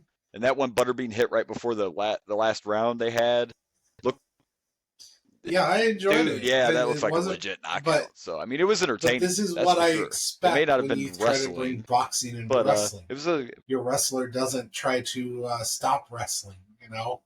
He tries to take some cheap shots. He tries to do heel things. This is right. what I want when you bring in another sport into our wrestling. Oh yeah, And if Butterbean wasn't legit pissed off, he did a really good job selling that he was legit pissed off. Like I believed that he was pissed at Mark Marrow, who decided to end the match with a low blow. well yeah. That apparently in a tough man contest is still a DQ, which makes sense. Yeah. So, and then busted Something about busted someone the with tiny boxing baby gloves boxing on stool holding over his things back. just kind of makes me laugh. But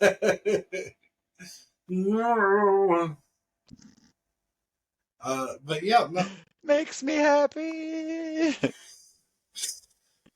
So yeah, I mean it wasn't bad. The first round they kind of just danced around and tried to avoid anything, but then they started actually landing some blows in the second round, and you had the knockout punch, and yeah, it was entertaining overall as a segment. Can't complain. By the way, a sign in the crowd said Vince raped Brett. Not screwed. Clearly. Literally said Vince raped Brett. This was before they started checking signs and taking them away, Who's Sable? Yeah. And what's the one Marrow grabbed when he came in the ring? It said, "Who's Sable?" It was just a sign that said, "Who's Sable?" Like he grabbed that. Like, yep, I like that sign because I don't want her to steal my spotlight. So you're not bad. It was an entertaining segment. I don't know. I guess I just rank it as a segment. It doesn't matter. It wasn't a wrestling match. I mean, I was entertained. I don't know. I'm gonna give it 2.5 knockout punches.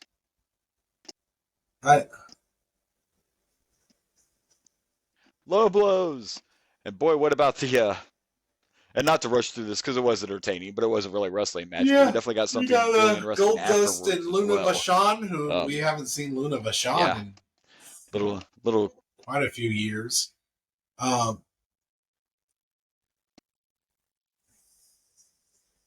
Yeah, since Bam Bam was around, yeah.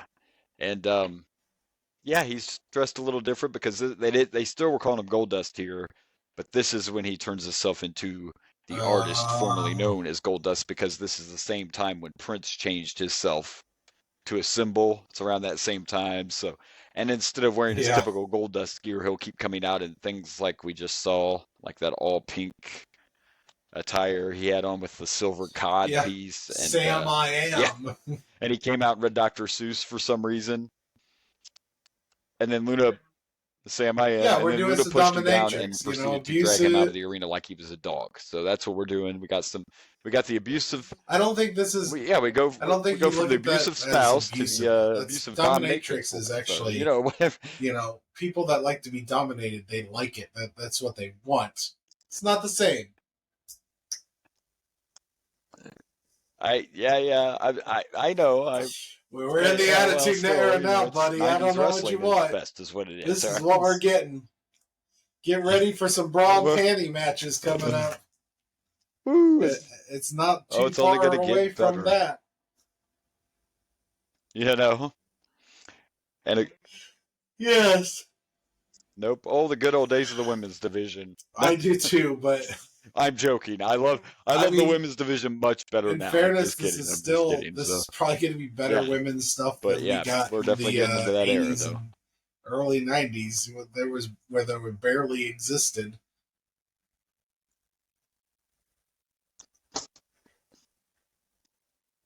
Yeah, exactly. All right. Let's move on to what's next. And we both kind of cheated. You didn't know? And we know that we need to call somebody. We got to call somebody before this next match, don't we? Oh, I hope we get the song. Call somebody. I hope we get the song. You better call somebody. Yeah. I hope so too. I hope they're there because I'm pretty sure they were the New Age Outlaws before they joined DX, but I don't know if they started doing that.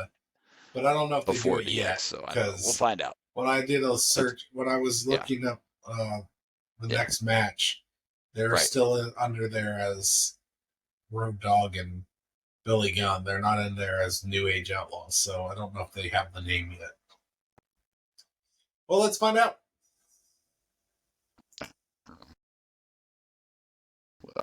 Well, let's do it. Here's the cover. Can he do it? Kick out at 2. All right, so our next match is the WWF Tag Team Championship match, and it's the Legion of Doom versus one of my favorite tag teams of all time, Now, the New Age Outlaws. They are in my top 5 tag even though I put it ever, on there, personally. they're technically not Even back the then, New I Age was Outlaws. a huge They're fan not of the New going Age by Outlaws. that yet. Even in their intro spiel, they don't mention the New Age Outlaws.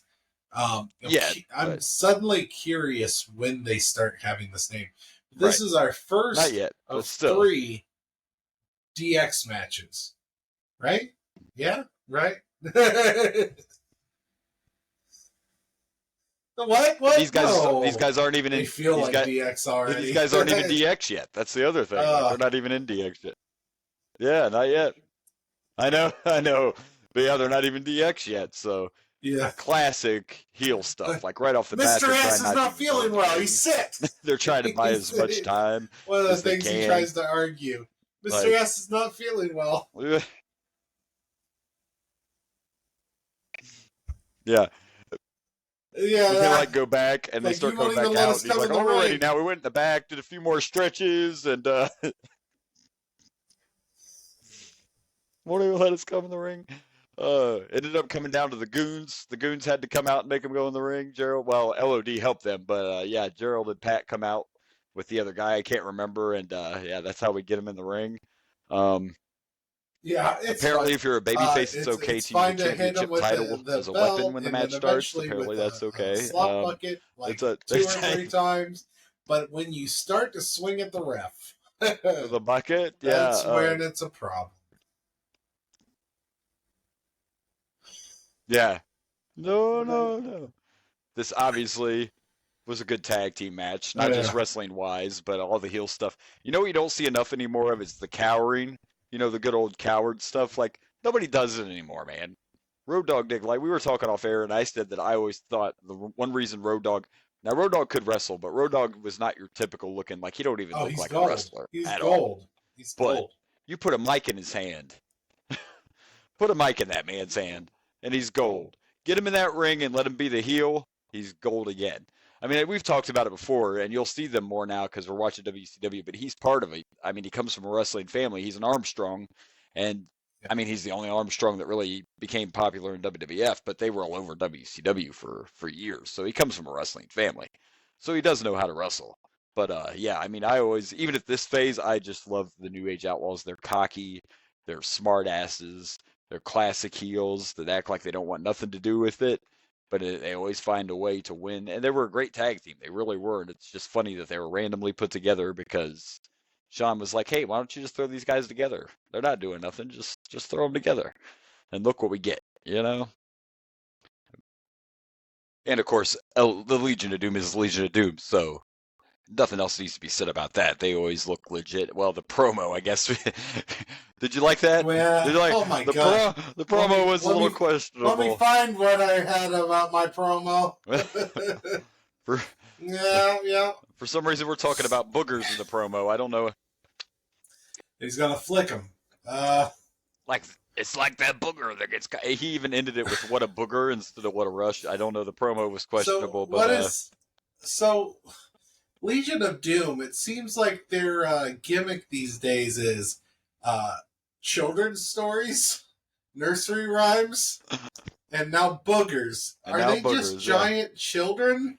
hey, maybe I mean, I said that That it might. seems to be their gimmick. Giant children. He might have had that annoying booger caught in his nose because he didn't chop the cocaine up fine enough. So then he snorted it. Oh, never mind. Cut that. Cut that. Anyway, though, this was a great tag team match. It had everything. It was. Everything I wanted to see. Even early on, Road Dogg looked really weird without dreadlocks. I'll point that out. But Yeah. and Billy Gunn with the classic airbrushed shirt on, like it's classic '90s. But yeah, great tag team match. Unfortunately, it ended in a disqualification. The ref was being distracted, and who comes out? Who?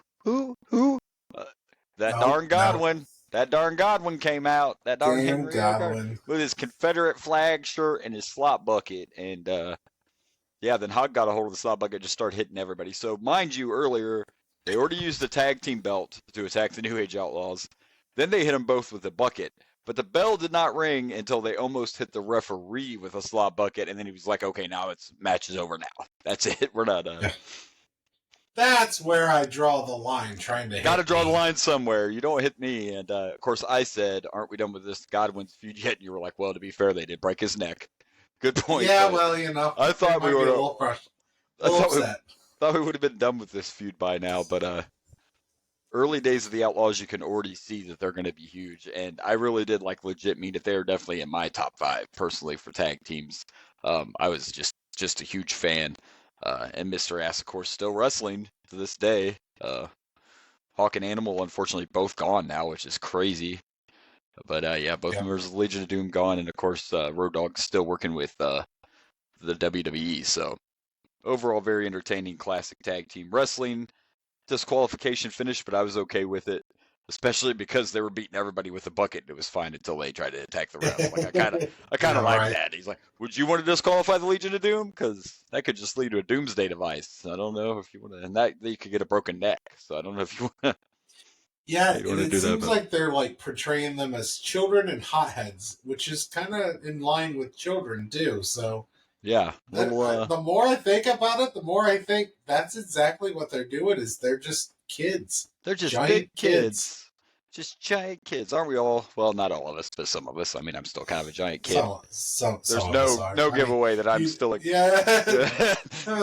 don't look at that. It's not like I play with them. They're for display. Come on. Anyway, I'm gonna give You this. don't play with them? Any of them? At no, all? my toys. Ever? No. You don't And- whip out that ring and go, woo! No. No, not gonna happen. These are collectibles, sir.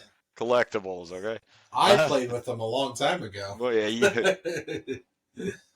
I remember. Is this a different podcast now? What are we talking about? Oh wait, no, never mind. Anyway, we're playing with things over here. I didn't know what was happening. I'm gonna give this. Toys! Toys! Thought you were talking about Peacock for a minute. I didn't know what was going on. We were gonna. This episode is brought to you by Mountain Dew. No, I wish. Anyway, I'm gonna give this 3.5 boogers. Boogers. Sorry, God, no. I can't get this No. 3.5. Let's.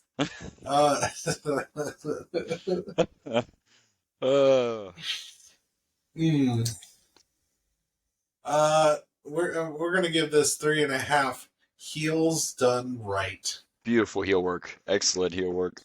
And Absolutely. and we got to I talk. feel like Road Go ahead. Dogg should be the WWF heel teacher Oh. or something Yeah, to he's one the of the current best. wrestlers. One of the best heels ever, no doubt. No doubt. And we got to talk about what happened after the match too before we move on, because we got a little segment. Oh And, yes. they're building up Yes, we did. Sergeant Slaughter versus Triple H in the what are they calling it? Something boot camp rules match or something like that. Some military theme. But we get this promo video showing all these old presidents and nuclear weapons, and they're comparing that to Sergeant Slaughter and his Cobra Clutch. So I thought I'd just point that out. And, Actually, you know what we're also gonna do before this match? what's that? So we can be properly informed before this match. We're gonna watch the Formation of DX playlist again from WWE that shows where we're at currently in this feud with Sergeant Slobber. We did get the classic, or very classic DX style promo from Triple H about it too. He's talking about the survival kit he had for the match, and he had adult diapers in there. I can't remember a comb that had no teeth on it. Oh, So they Cobra come for Clutch, Sergeant that was Slaughter. great. Like a Making comb fun for of me. him. Yeah, some Metamucil, I think. It was all like old people stuff. He was just trying to Depends. Depends, yeah. So it that was just classic DX promo. So it was beautiful. And then he also said, and maybe I'll go over to your house and give your old lady a something to my rod, or I forget Yes. what he said. it was how a he very said it, but it was a very sexual reference. It was very yes, it was a sexual Something. innuendo about his penis and her Yes. mouth. yes, exactly. A lollipop. Oh. Yes. On the good ship. Well, okay. Lollipop. All right. So real quick, tell me what is the date of this pay-per-view? All right. The date of this pay-per-view is, obviously, it's December. We know that. I know that. December 17th. Hold on. We're very professional here. 1997. December 7th, 1997. There you go. December 7th. So, Yes. okay. So don't go past that. Got it. Yep. All right. So we're going to watch this real quick. This is our DX coverage. It'd help if I turned up the volume. Maybe.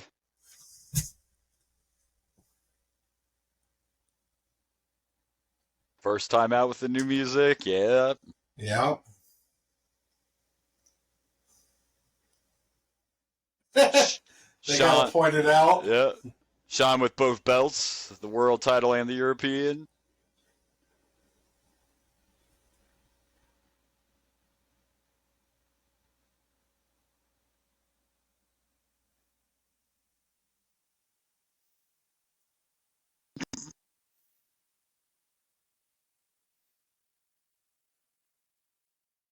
Aww. Oh.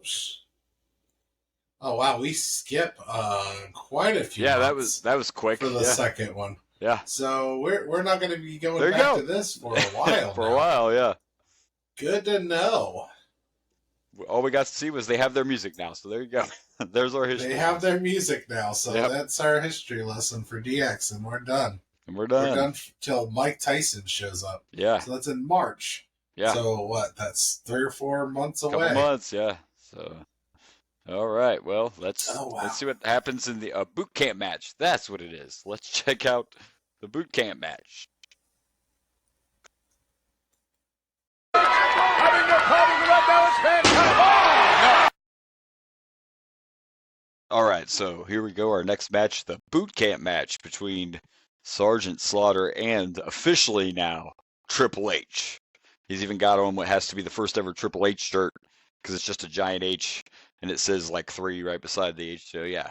And here we go. Of course, this all makes sense because DX has been all about defining authority and Triple H with all of his old man jokes.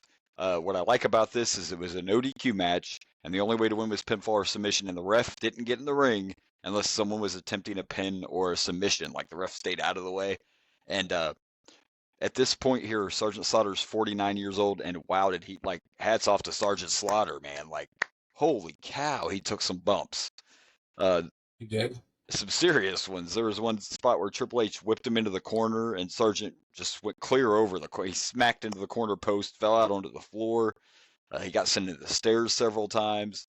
Just all sorts of intense. And Sergeant got his in first, and actually when the match started, it was all Sergeant Slaughter in the beginning. So I think they told a really good story, and I was impressed, even though Sergeant Slaughter was a little past his prime and maybe not in the best shape. But he actually put on a hell of a match, and to be able to take those kind of bumps that he was taking is pretty impressive. It was. It was actually a really good match. It was very entertaining, really good. I don't know where I expected this match to be. Like, I wasn't sure, because I love Triple H. But 49-year-old Sergeant Slobber, I wasn't sure how we were going to do on that one. Yeah. And but yeah, so it was actually better than I expected as well. And Sergeant wasn't the only one that took bumps, because Triple H at one point went to steal the bell, and the timekeeper was trying to prevent Triple H from taking the bell. So he just laid out the timekeeper. Just totally laid him out. Took the bell and still never got to use it. But yeah. And not only that, but China also took some stuff. She got powder in her face. She did, and I just noticed what you did. Are you hating on Sarge there? What? I just noticed it. I'm not trying to do the show, and I just noticed. He did the DX. Yeah, I got you. Yeah. I'm a degenerate at heart. I mean, I do. Degeneration X is what brought me into wrestling. Really, I'm just ashamed I didn't notice it at first, but I tend to. I was waiting for you to notice it. Yeah, there's a reason I didn't put it up before we started talking. I this guy legit waited so you could see it and get your reaction on Last week it was video. Charlie Brown. This time it's Sergeant Slobber. It's good stuff. Yeah. I did not make a different one either, too. This It's is fine. what we Yeah. were using. It's appropriate. It's appropriate. It's against the DX member. It's the DX pay-per-view. Yeah, it's appropriate. So, and yeah, you're right. China did take some powder to the face.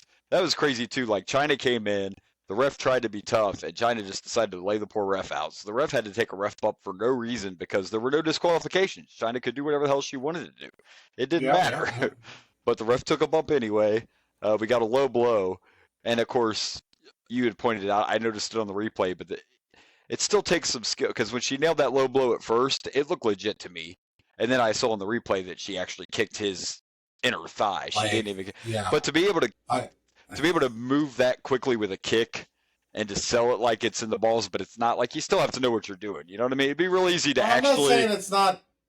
I am not saying that I want her to actually kick. No, him in I'm the just saying balls, I was I'm impressed. just saying I caught it. Yeah, I was impressed how she made it look like she did though, because it's pretty impressive to kick someone that quickly and not actually hit them in the balls. Like you have to, you know. So kudos to you, China, for saving the Sarge's balls. Thanks for that. Yes. You know, I'm sure Sarge appreciates it. One of those two is concerned about his old lady at home. Right. Oh, and he took the bump off the top too. Like Sergeant Slaughter was climbing up top, and I'm like, what's he doing? He doesn't do moves off the top rope. And Triple H just did the body slam off the top. Like Sarge went over the guardrail. Like just very impressive. And again, I know we say it's old, but like there's guys wrestling now that are in their 40s. Hell, Sting's 63 and still going through tables. But Well, still, Jericho's in his 50s, isn't he? yeah, yep, Jericho's in his 50s. But Sarge was already, it's not just age because he was already retired for a really long time at this point. Yeah. His last run was the whole Desert Storm. I mean, that was his last full-time run. That was when he 91, too. Yeah, that was his last full-time run was heel Slaughter. So I So guess that's only like 6 years ago, though. yeah, not too bad. Not too bad. It is kind of funny that we look back on these and I'm like, oh man, old man Slaughter in there, but he really wasn't that old. Point being, it was a great match. It was entertaining. It all made sense to help build up DX against the authority figure. In the end, Sargent had the Cobra Clutch on, and it looked like he was going to win. But there was China with the powder all on her face, but she managed to kick him with a low blow and save the day. Triple H pedigreed Sargent on a chair. It dented the chair, and yeah, game over, as they'll say in a few years. They're not saying game yet, but they will. They will. So do you think? So you're not going to answer that? What? Hello, Boomer and Blaze show. How can I help you? Oh yeah, the phone. Sorry about that. I was hoping no one heard it. I was trying to just keep going. Like I was hoping it wasn't heard. Oh, I had to throw it out there, you know. Thanks. I mean, Yeah, I was the trying to- Boomer and Blaze show hotline. I thought that was hot off the presses. Somebody was calling wanted to Yeah. talk about the Boomer and Blaze show. Yeah, hold on a second. DDP's on the phone. Give me a minute. No, it's just joking. All right, so You guys haven't talked about my yoga in a while. It's been a minute since you plugged my yoga. Dang! Sorry, I've been busy drinking this Mountain Dew. I feel like I'm on Wayne's World right now doing the cheap, like, you know. I know. I And know. we get I hate paid people nothing. who sell out Right, me too, you know. to Powerade. It's I ridiculous. would never sell out to anybody, even though a cold beer sure sounds good.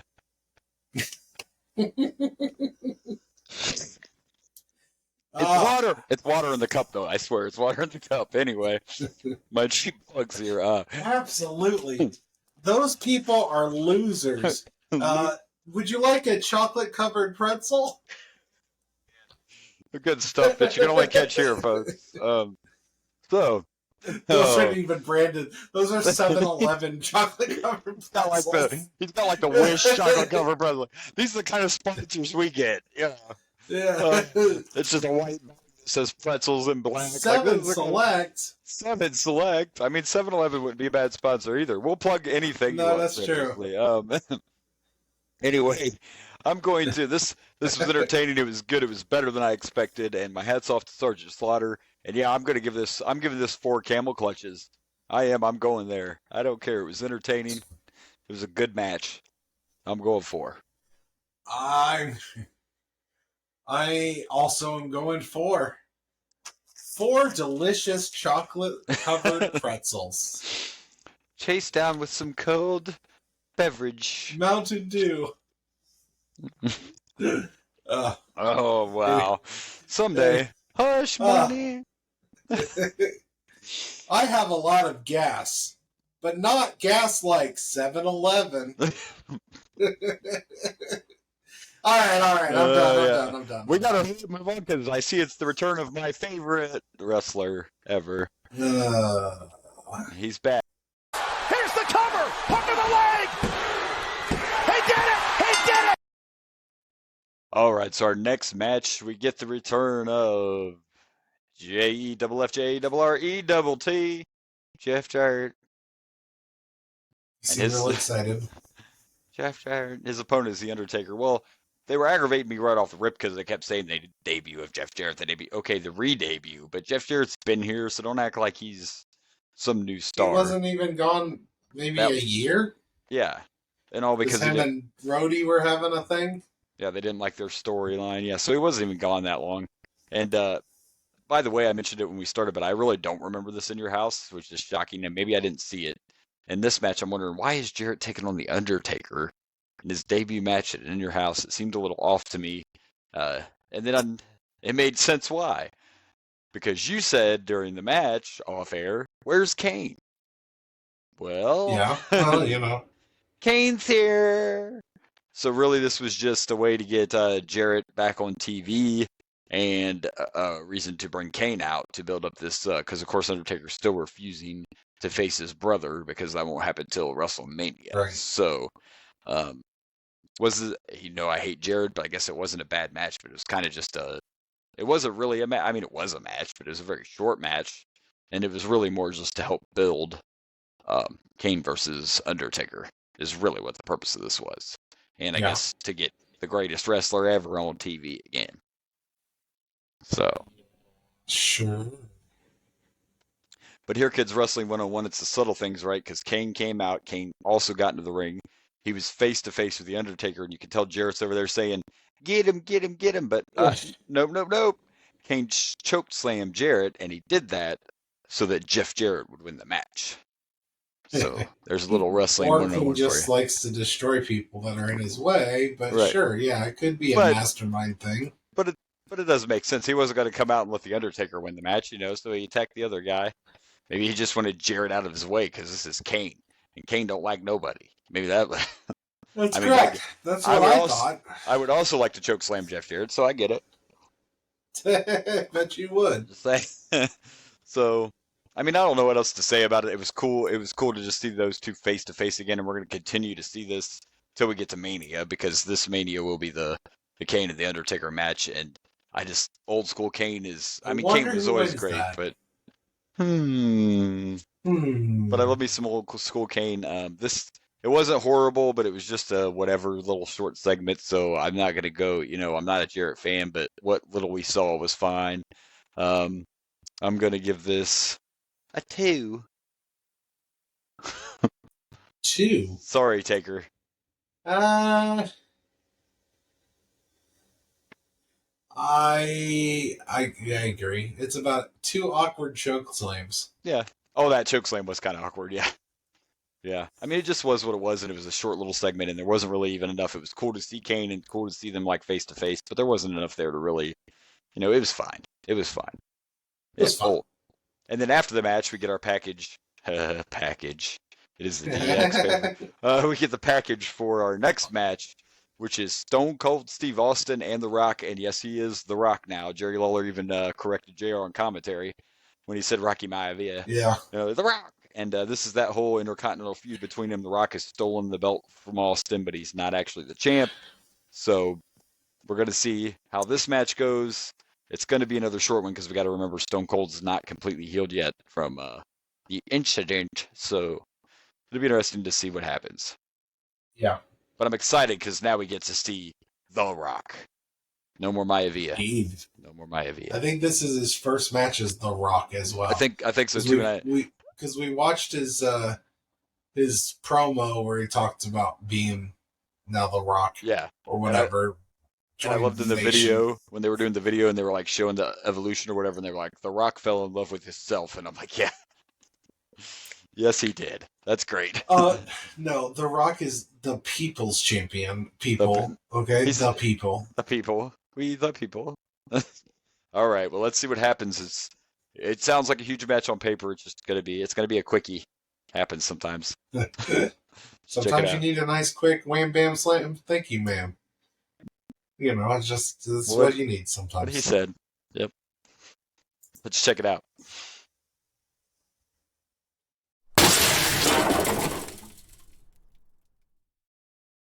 All right, so here we go. Our next match for the Intercontinental title. It is The Rock, who has all of the nation with him and has Austin. Rocky Maivia. Yeah, they still announced him as Rock. How they say it? Rocky the Rock Maivia? I don't know. They still are trying to call him both, but to me, he's The Rock now. His trunks just say The Rock, and he has the belt, but Austin is the champion. Stone Cold enters the arena in a truck painted with his logo and his name all over. It was the Stone Cold truck. The Stone Cold pickup. The Stone Cold truck. Damaged. It got in a little bit of a wreck. Before the bell even rang, the entire nation was beating down on Austin, and that quickly changed where the truck became Austin's tag team partner, and he took care of them Nation boys. Understand they're still protecting Stone Cold, but I thought this was done well. Austin overcame all the odds of all the Nation trying to take advantage of the situation, and then he accidentally Stone Cold stunned the referee. Sometimes you just accidentally Stone Cold. You know, stun the referee. You know, he knew somebody who was behind him, gave him the old, and then The Rock tried to reach for some brass knucks, but Austin ducked, hit the Stone Cold Stunner on The Rock, and The Rock died. That's literally the way he sold. Like, he just dropped dead after that stunner. You know? Yeah. It was very interesting. Excuse me while I have a sip of coffee. Okay, my bad. Anyway. Nice job. So it was short, but again, Austin's not, they want to protect him because they're just not sure if he's completely recovered because he came back so quickly. But there was enough there that it was entertaining, and I thought it was a good match. Blast, I'll be honest with you. Yeah, it was a really fun match. Rock even young, like, this is where The Rock really found his groove, was becoming the heel and joining the Nation. That's how he got to develop, you know, his character, and it was fun. It was a lot of entertaining. It was definitely a pick-me-up match. I enjoyed it. I don't care if it was short or not. It was good. It was. It was a fun match. I enjoyed it. I do have quite a little bit of a argument. He does the stunner on top of the car, and he's like, "Oh." JR's like, "Oh, he did that stunner right on that truck." Okay, the stunner is not going to be affected at all on being done on and top of a truck. No, you don't land them on the ground. You don't land them anywhere. Maybe your knees might hurt a little bit more. I don't know, but it was just the visual of it. It did dent the top of the truck when they did it, but you're right. That didn't really add any extra like sting to the stunner. But D'Lo sold it because he never got back up. He laid in that truck bed the rest of the match. So, and let's see, thrown into the truck and all that stuff. Kama went through the windshield. Yeah. And then Farouk took a chair shot accidentally from Kama. Right? Yeah. Kama hit Farouk with a chair. Kama hit Farouk. Busted the side windshield. So yeah, you know, it was just total chaos, anarchy. We got to see two people's elbows. They weren't called that yet, but he missed the second one when he took the elbow pad off. Yep, missed that one. He nailed the first one, but Stone Cold kicked out. So yeah, overall great stunner sell by Rocky. It was an entertaining match, short or not, and I'm gonna give this 3.5 people's eyebrows, but I can't do it. See, I can't. I'm gonna give this 3.5. That stun don't matter, but it mattered. Yeah, very entertaining match. And I don't know if you heard him say on commentary, but they were like, they mentioned something about they got to fix that truck because someone's going to win it at WrestleMania. So obviously they give away that pickup truck at WrestleMania time. So damage to see too. Well, I'm sure they're going to fix it first. I'm sure it's fine. So. All right. Are you sure? After the match, we got a package because we know what's next. It's our main event. We got a little package showing the look. You can't tell me that DX skit wasn't hilarious when Sean said he's been working on his ankle strength, and it was obviously a fake foot because Triple H just kept winding it like a clock.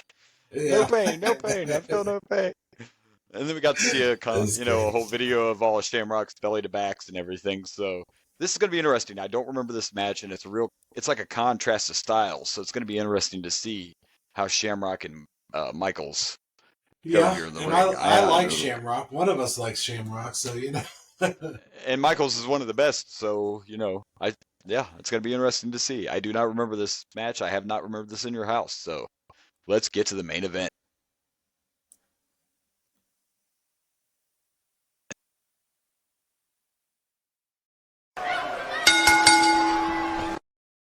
All right, so here we go, main event time, and it was Ken Shamrock versus Shawn Michaels for the World Heavyweight Championship. And of course, this is in your house DX, and Shawn had DX with him and had a really cool gear. I dug the DX tights Shawn was rocking.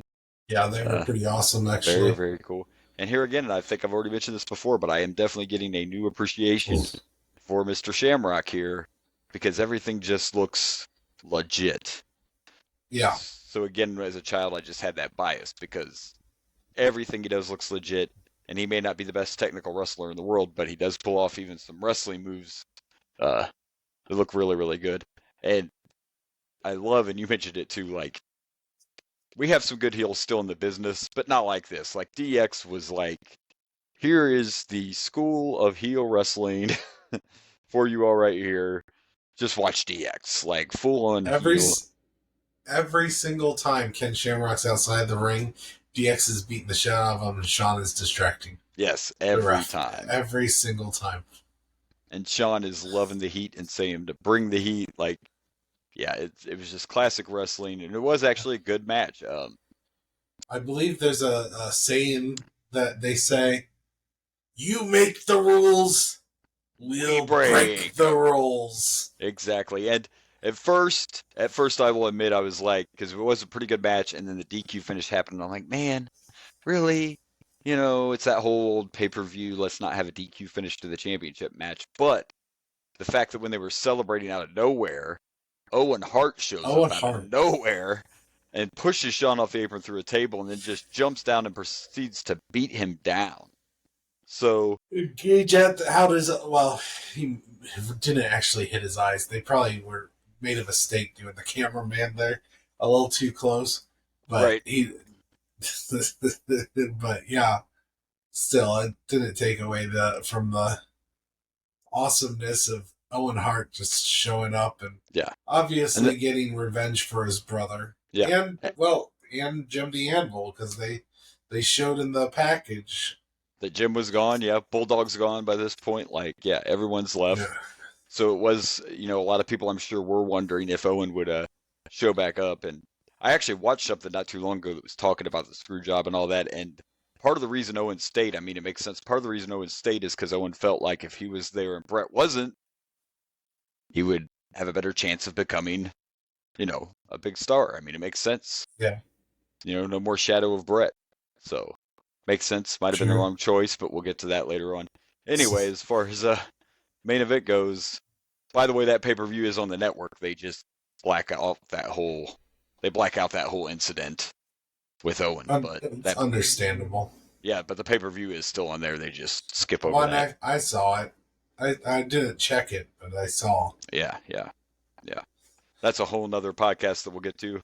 I actually remember watching that pay-per-view too, but that's I was watching it live, yeah. Me too. Me too. So, but anyway, we're talking about this.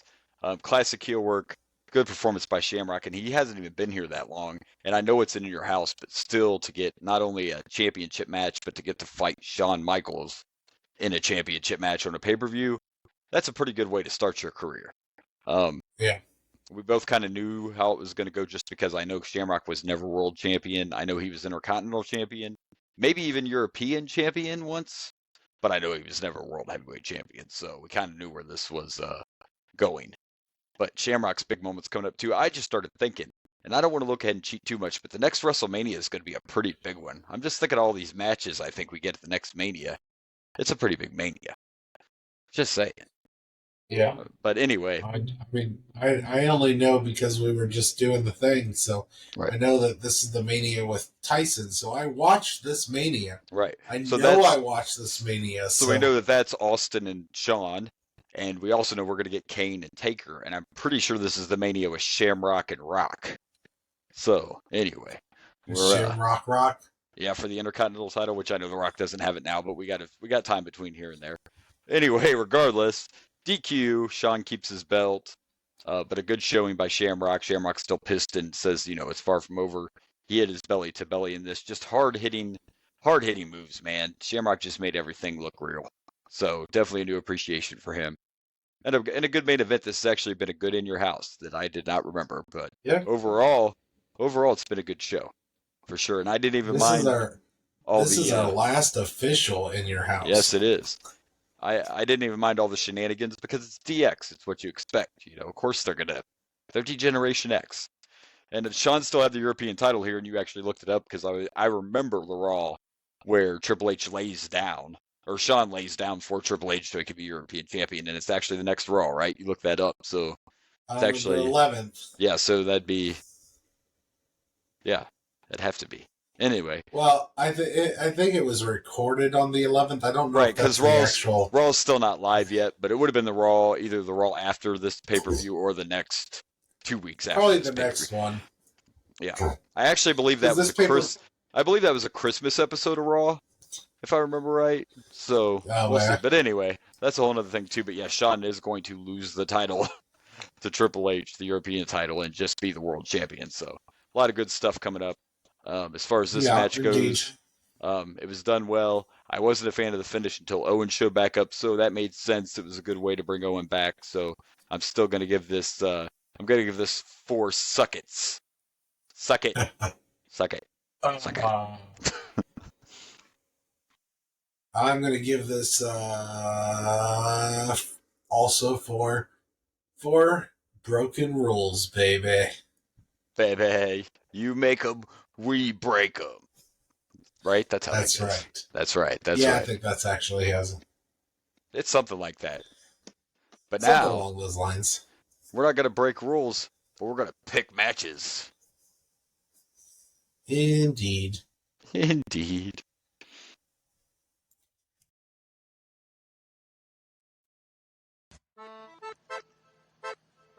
Favorite match of the night. Favorite match of the night, and I actually had a little trouble with this one. There were a couple of good matches on this card, and of course you could pick the main event, which is a candidate, but this time I just, I want to do what I want to do, and my favorite match of the night is actually going to be Austin and The Rock for the IC title. I know it was short, but overall it's just a presentation and entertainment value and everything. That was my favorite match of the night. Yeah. It was a good one. One could look at this less of favorite match of the night, because there was a couple really good ones. In fact, we gave 4s like a lot in this pay-per-view. I'm going to go with the match that surprised me the most and also was really good. And for just match quality and story, I'm going with Taka Michinoku versus Brian Christopher. Nice picks. See, there were 2, and I almost went with Triple H and Sergeant Slaughter. So there were a few choices, but I can't argue that. I mean, that was a great kickoff on that match. One. I debated on the main event. I debated on the Stone Cold versus. All of them could be choices, and I was like, you know what? Instead of fighting over those matches being great, go with the one that surprised me the most. The match I didn't expect to be pretty great, and it was pretty great. That's Taka Michinoku. Nice and pick. Brian Christopher. Pick. I'm going to go with that one. Yeah, I don't think the next one's going to be nearly as hard, but we might agree on the next one. That might happen. Probably are going to agree. Yeah, absolutely. A little chance.